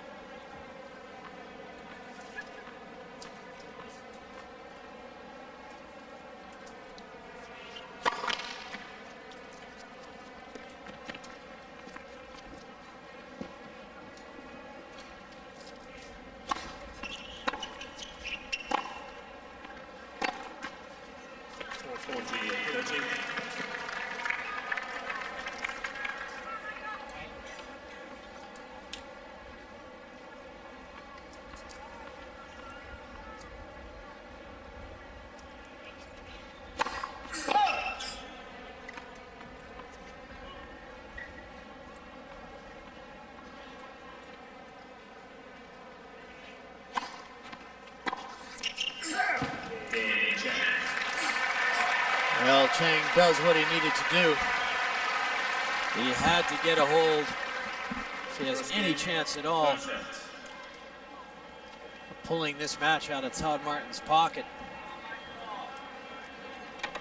Now the big question is, will Chang be able to get to the Martin serve? He really hasn't gotten close.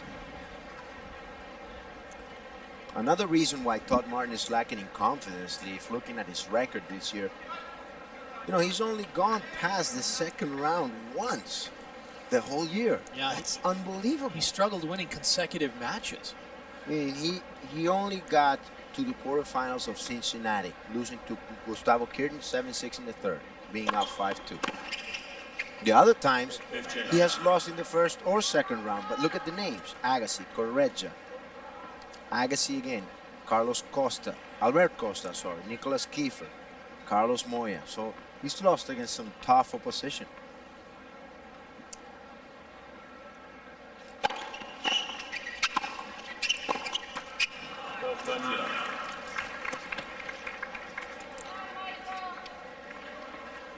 Well, the pattern of frustration for Chang continues as Martin jumps out to a good lead on the serve.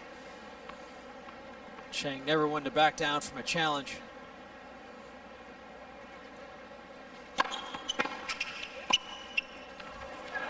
That's just too good. Well, Martin really doing it all today, and if he continues like this, I don't see Chang having any chance whatsoever of coming back. Of course, Mike feeling that, but him not want to quit. Yeah, it's not like, you know, one great point is going to turn it around from Chang where it's a close encounter and he could turn it around on one point. I think he's really got an uphill battle, and that's the way you finish off a service game. I mean, that sends a clear signal. One game.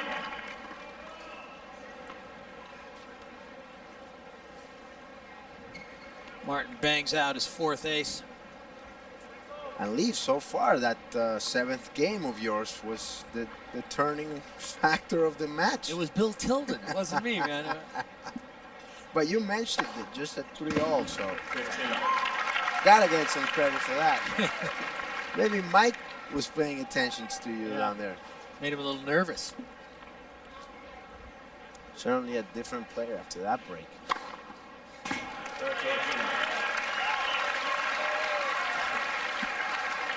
Well, the one thing Chang has done well today is hit aces. He's got 10 of them. Doesn't that tell you something? Maybe he's just focusing in the wrong part of the game.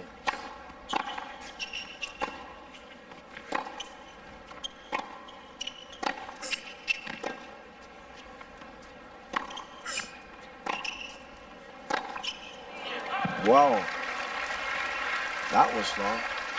Well, Leaf, he has 10 aces, but he's serving at 57% first serve, pretty low. And Martin has taken advantage of those second serve, winning 50% of those points. That's a lot. Maybe if Mike, you know, put more first serves in the court, he would have been able to hold more serves.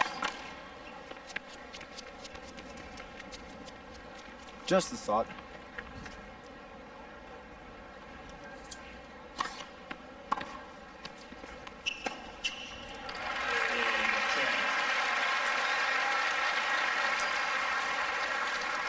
Now, Michael Chang, perhaps building a little bit of momentum there. A love service game. And Mike knows about Todd's problems to close out matches.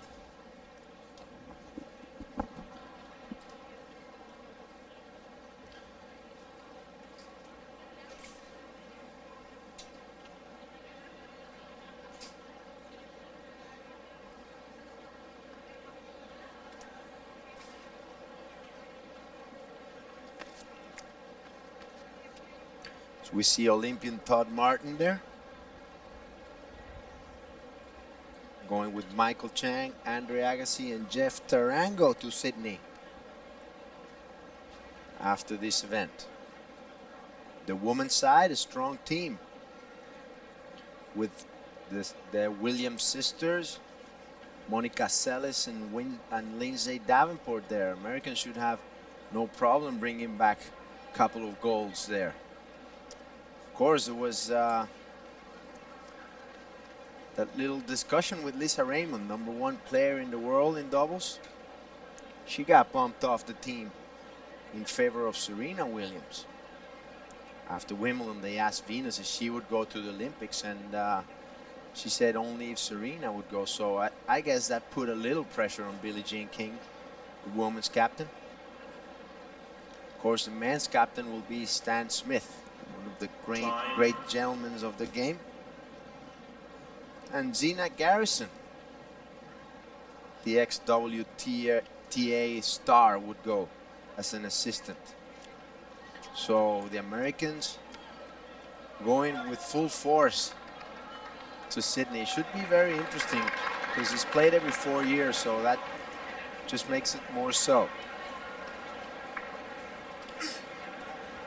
Back at the Arthur Ashe Stadium here, Todd Martin will serve at 1-2, up 2 sets to love. This is the second round of the US Open 2000. First service.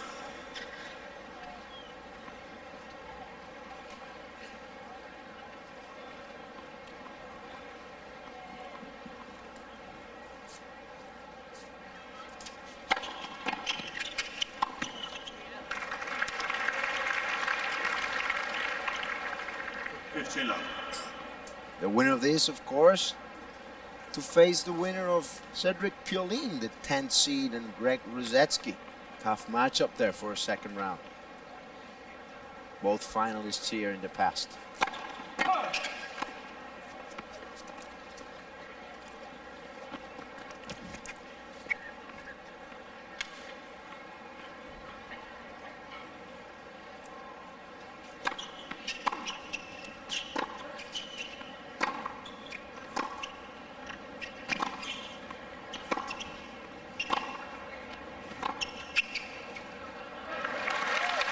Well, that's some nice work from Michael Chang. And again, changing the pattern, coming in on the off ball. It earned him the point. You know, perhaps Chang is going to learn from that, because he's been losing the lion's share of the baseline rallies. 30-50. Not much he can do there. That was a monster first serve. He 120 miles an hour. Plus like 10 more miles an hour, because that ball hit on the line. And when the balls hit on the line on this type of surfaces, they just skid and pick up speed. So that unfair there to Michael Chang.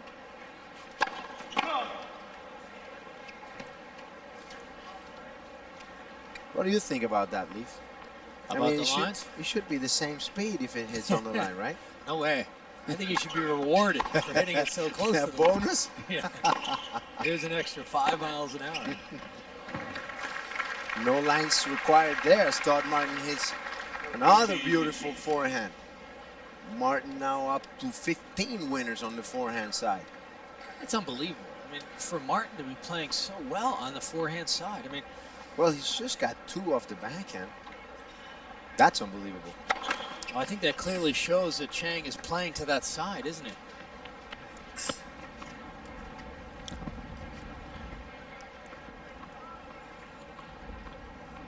I don't know which side he wants to play to, because not much he can do today. There he played it to the side of the racket. Todd Martin evens things out at 2. You know, you can't keep those tennis balls. You got to throw them back. This isn't like baseball. I think it should be, though. The reason it's not is because as the games go by, the balls get more used and they just have different speed. It will be very tough to put new balls into play and keep the same speed of play, of course, changing balls every 7 games and then every 9 thereafter. So you can't keep them. You can buy them. You can't keep them.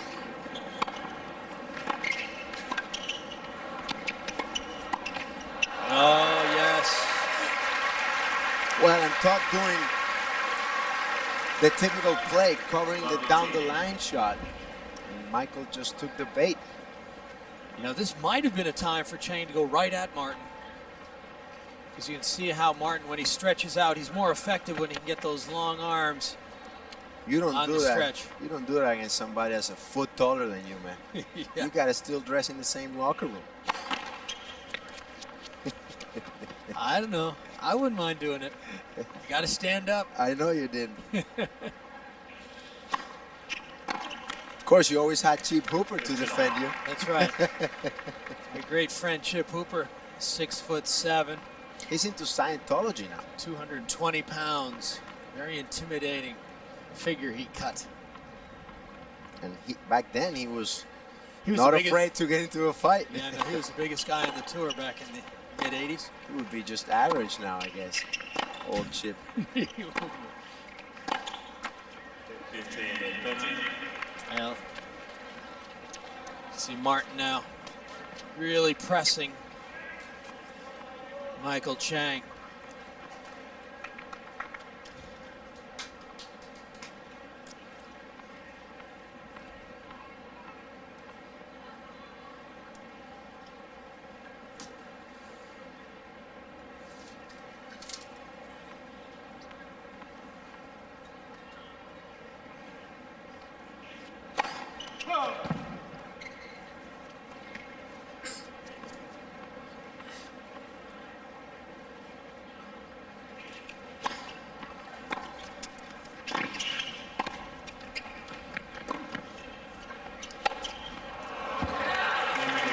talk about mobility. Todd Martin in great shape here in the third set. As you see, Dino Goldfein, his coach, and Jose Higueras, one of the USTA coaches, to coach Jim Courier. Michael Chang here going for the lob past Martin, and Todd with some airtime there.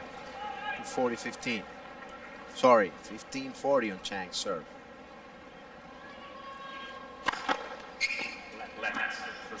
Yeah, that was a big time smash, huh? And a big time point. That was a great lob. Went back and got it almost three-quarter court in depth. I mean, that was fabulous.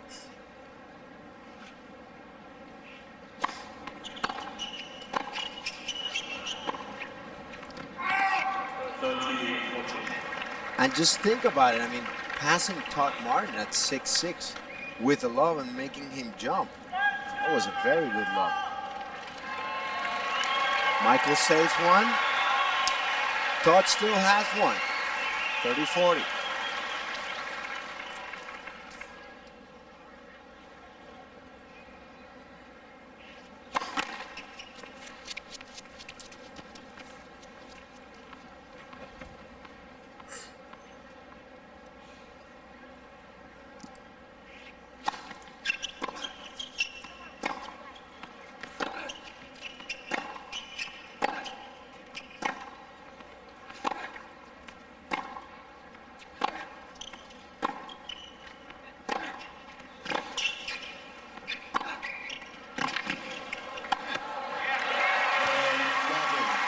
And Todd Martin just playing a spectacular tennis here today, especially off that forehand side. Something he hasn't shown us before, and he breaks serve up 3-2 in this third set.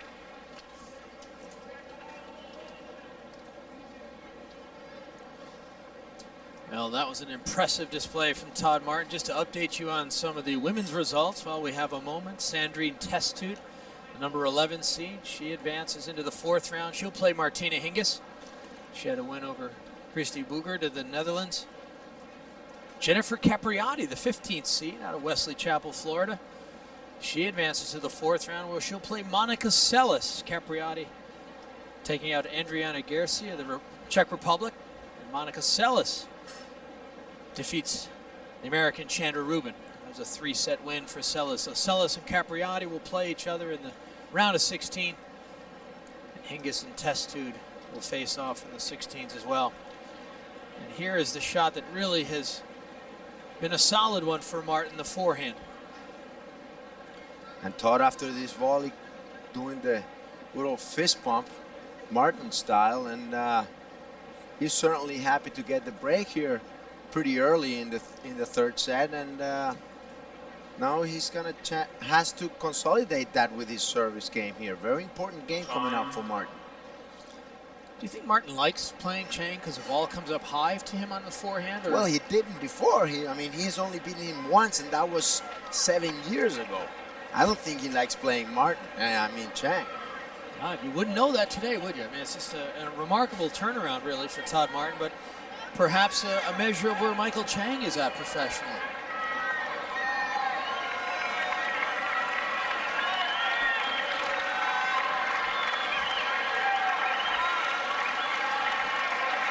Well, so far here, all Todd Martin, and he'll serve 2 sets to love up and 3-2 up with a break in the third set. And he'll start it with an ace. And we're talking a little bit about that Olympic teams.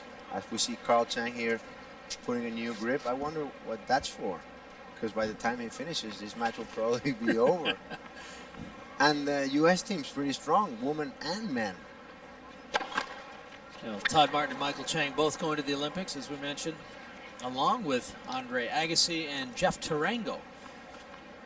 We'll also have another doubles team, 2 more players, Alex O'Brien and Jared Palmer. But the impressive side is the women's side, Leaf, and for what they're doing here at the U.S. Open. 9 women going into the third round for the first time in like 25 years. That's very impressive. That was a gutsy decision by Captain Billie Jean King. Yeah, the decision, of course, Nicholas, that you're mentioning is Lisa Raymond was the #1 ranked doubles player. Billie Jean King opted instead, however, to have Serena Williams and Venus Williams go as the doubles team, thus leaving no space for Lisa Raymond on the squad. And Lisa Raymond actually went to arbitration with the U.S. Olympic Committee to see if she could get instated, but was denied on appeal. So a very tough decision for Billie Jean. In fact, she said it was perhaps the most difficult decision she's made. I would love to poll the peoples on that one, you know, have them call or do it an internet thing and see what the real feeling is there. Yeah. Well, certainly the Williamses are a fabulous team. They've won Wimbledon, they've won the French Open, but they just haven't played that many tournaments together. Well, if every time they play they win, there's not a problem in that, is it? They're playing here, of course, this week. You have to feel for Lisa Raymond, of course, because her being the #1 in the world, 27 years old, probably won't get a chance to play again in an Olympic game, and she being bumped off the team, you have to feel for her. But on the other side, I mean, the Williams have done wonders for women's tennis in the United States and in the rest of the world, and I have a feeling that if Serena didn't go, Venus wasn't going either. Yeah, there was that suggestion that may have... I think that was what turned the tables around for Billie Jean. May have coerced Billie Jean. You certainly don't want to lose a talent like Venus Williams from the squad for any reason. I mean, you certainly want to maintain her happiness, but at the same time, you have to do what's fair. And I think the problem with all that was that the rules weren't really clear on what was the qualification, you know, and ultimately they had to make the choice because the rules didn't state exactly what was, you know, going to be the final measure. I think you would have to go one step further, Leaf. And this playing devil's advocate here. The Williams sisters are going to dominate women's tennis for at least 10 more years. And if Billie Jean steps in the bad side of Richard Williams starting their career, she's probably never going to see another Fed Cup captaincy again. So Billie Jean, they're doing the right thing for her future.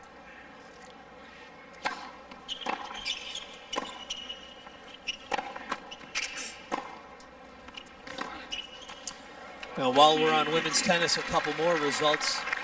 Arantxa Sanchez Vicario advancing now to the 4th round. She takes out Allison Bradshaw from San Diego. That was one of the American wild cards. And Natalie Tauziet, #8 seed out of France, she advances as well, taking out Janet Lee.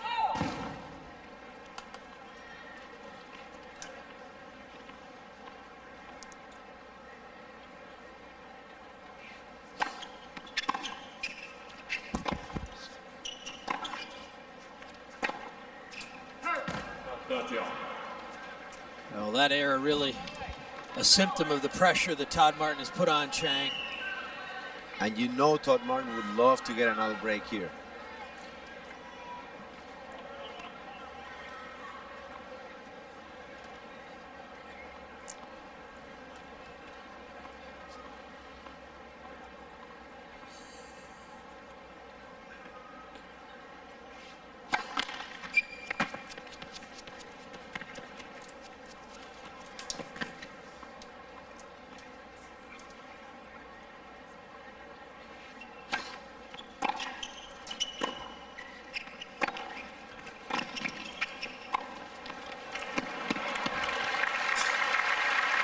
Martin has earned another break point. I mean, I'm going to go and watch this press conference because I want to ask Todd if he could have done anything better in this match. Yeah. Or if he's still dreaming. I think the question is, what did he have for breakfast? Because he should eat that again every day this week. Some people do that. Once they win one match, they keep doing the same thing for the rest of the week. They're a very superstitious bunch, these tennis players. Well, you must have been a little superstitious. I know I was. Is that why you didn't take showers before this? That's probably, I showered too often. That was my problem. There were after practice. I'm telling you, here at the US Open, you end up you're showering 5 times a day sometimes. Yeah, it's so hot here. All right, good work from Michael Chang there. The serve out wide gave him some space, and he attacked into it. There's Carl Chang. What do you think Carl is going to tell Michael after he comes into the locker room here after this match? Well, these are things these guys have to evaluate, you know. I know Michael Chang went outside the family once before. John Austin, Tracy Austin's older brother, did coach Michael Chang for a short time, and they had a good stretch together. But perhaps, as you mentioned, it's time for some fresh ideas. Chang gets on the board, but it may be a little too late. As Martin now with a break in the third set. Well, I don't know. I think Martin is going to think about those matches he let go, and certainly Michael, somebody that will fight till the end. So we might, you know, have some fun left after all.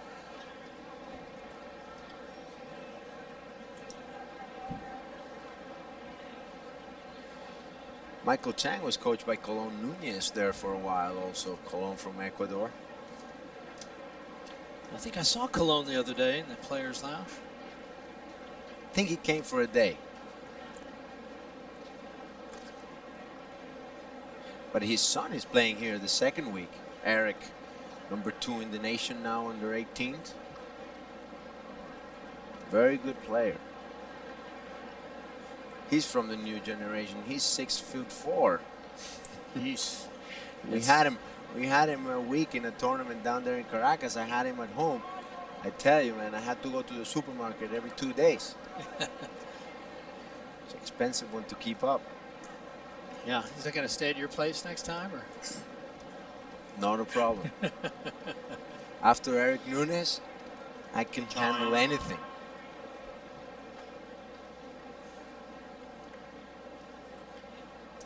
Okay. You know, these are the moments that have tried Todd Martin in the past, closing players out. But he's got a strong lead here. You'd think his lead would be safe. Well, he had that break point in the 7th game, you know, so, and he didn't take advantage of it, so we'll see now. But again, he gets the break with the new ball sleeve. Of course, that was almost an hour and a half ago, you know, that he had that break point. Since then,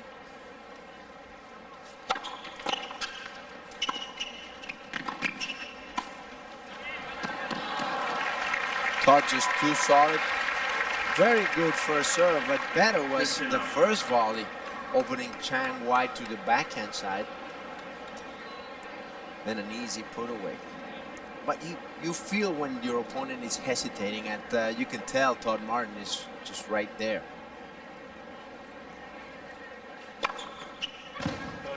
Oof.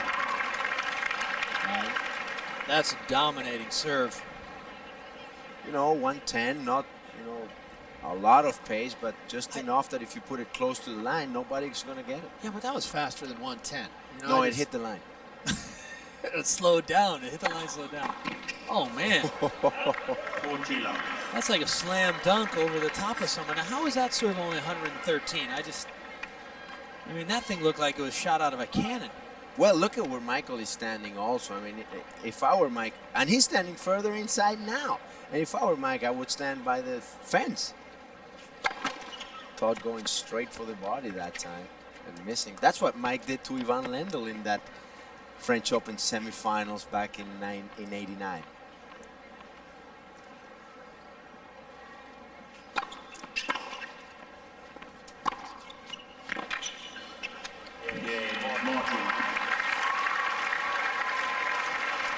Martin moves ahead convincingly. And that is a very confident game at love. No hesitation there from Todd Martin.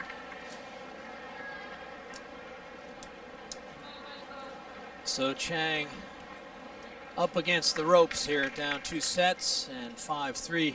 He's going to serve to stay in it. Michael Chang has never lost in the first round of the U.S. Open League. His best result being runner-up in '96.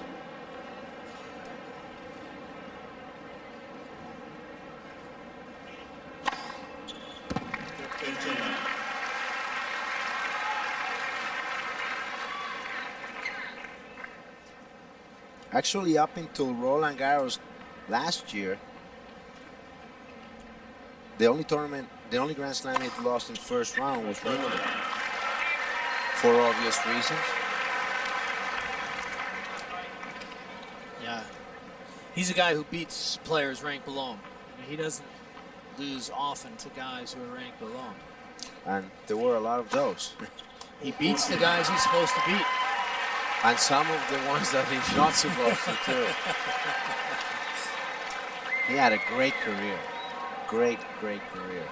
It will be great to see him come back and have a second win.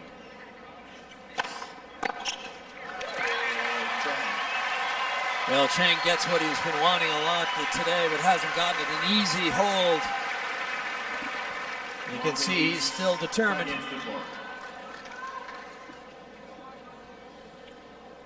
think he's got a chance here? Can he come out and break Todd Martin's serve, Nicholas? I don't see it happening, but anything's possible with this guy, and especially with Todd Martin in these situations. But today, Todd looks very solid, and the first 2 points are going to be key. I mean, he has executed on his first serve, Todd Martin. He gets that first serve in, he's only lost 1 point.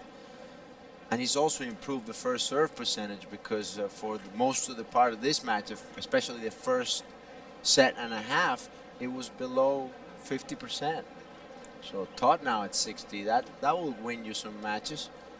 There's a look at it there. You can see the points percentage won, 98%. And 98% is meaning 39 of 40 points he's won. So some impressive numbers from Todd Martin. Total points, Todd's won 87 to Michael's 69, so that's an 18-point difference. That's not a lot when you look at the score the way it has been.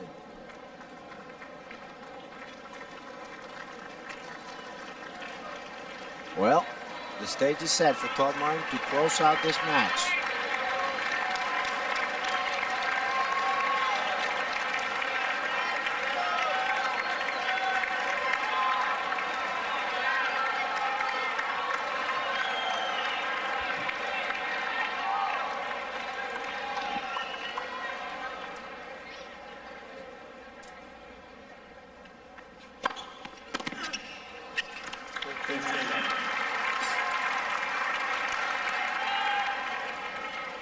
That's a perfect start for Todd Martin.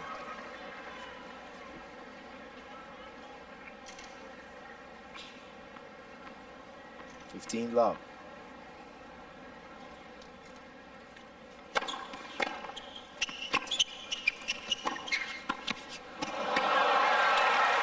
That's the perfect follow-up for Todd Martin. And Jose Higuera's loving it. You rarely see Jose Higuera's laughing at a tennis match with one of his pupils at it. So you know he's happy with the way Todd has played. Take a look at this one.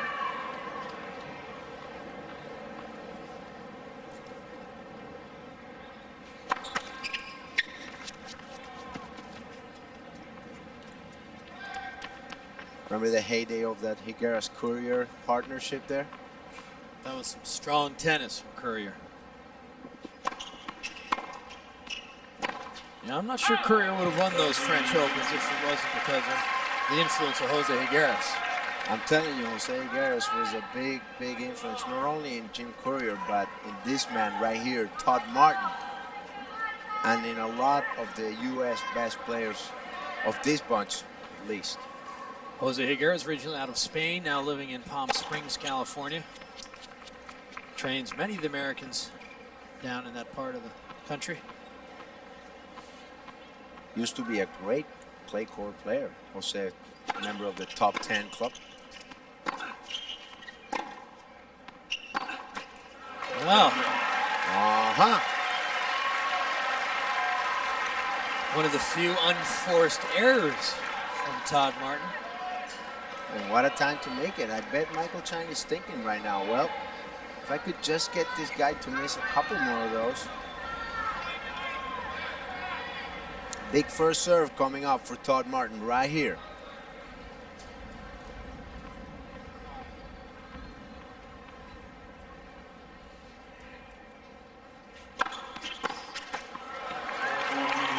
Right on, Nicholas. That has been working for him the whole day to the body. Michael Chang, of course, returning very far inside the court, and Todd taking advantage of it. Match point.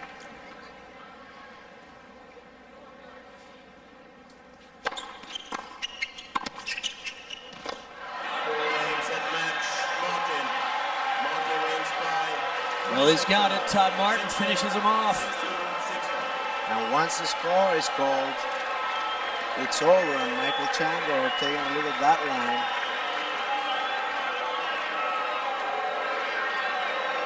And not a great way to finish, but hey, Todd will take it. Well, it looked like a pretty good volley to me. Two great American players facing off here on our Thrash Stadium court. Todd Martin gets the best of it. And Nicholas, that was an impressive showing for Martin. I think it says a lot about his chances here this week. I tell you, the people watching this match better pay attention to Todd Martin, because he certainly made a statement here today. 1 hour and 54 minutes over Michael Chang, one of the best players ever at this side here of the US Open. And he just killed him, 6'4", 6'2", 6'4". And great serving, great forehand, great moving. What can you say about this guy? Yeah, no, this was impressive, and you know, the type of match that probably is going to get into Michael Chang's head a little bit, you know, about where he is in the sport and what his future holds. Yes, this type of players, this is the stage they care about, and they don't care so much about the smaller tournaments. They will be remembered on how they perform in this type of situations, and Michael Chang, of course, doesn't want to tarnish that legacy.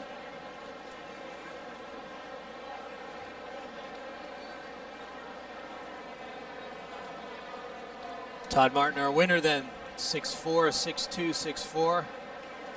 He never lost serve out there today. And Michael Chang, always gracious, whether in victory or defeat. But certainly this one has to hurt. It's tough to go out and get beaten so convincingly by a player that you really have an edge on. He's won 5 of 6 previous meetings. And Michael Chang, with his usual kind attention to the fans who have supported him for so long here in New York and around the world. Michael's been great to the fans, and you should see him in Asia. I mean, they love him there, and he loves them back. I tell you, he enjoys that, and he helps out everybody that he can. Great ambassador to the game, Michael Chang.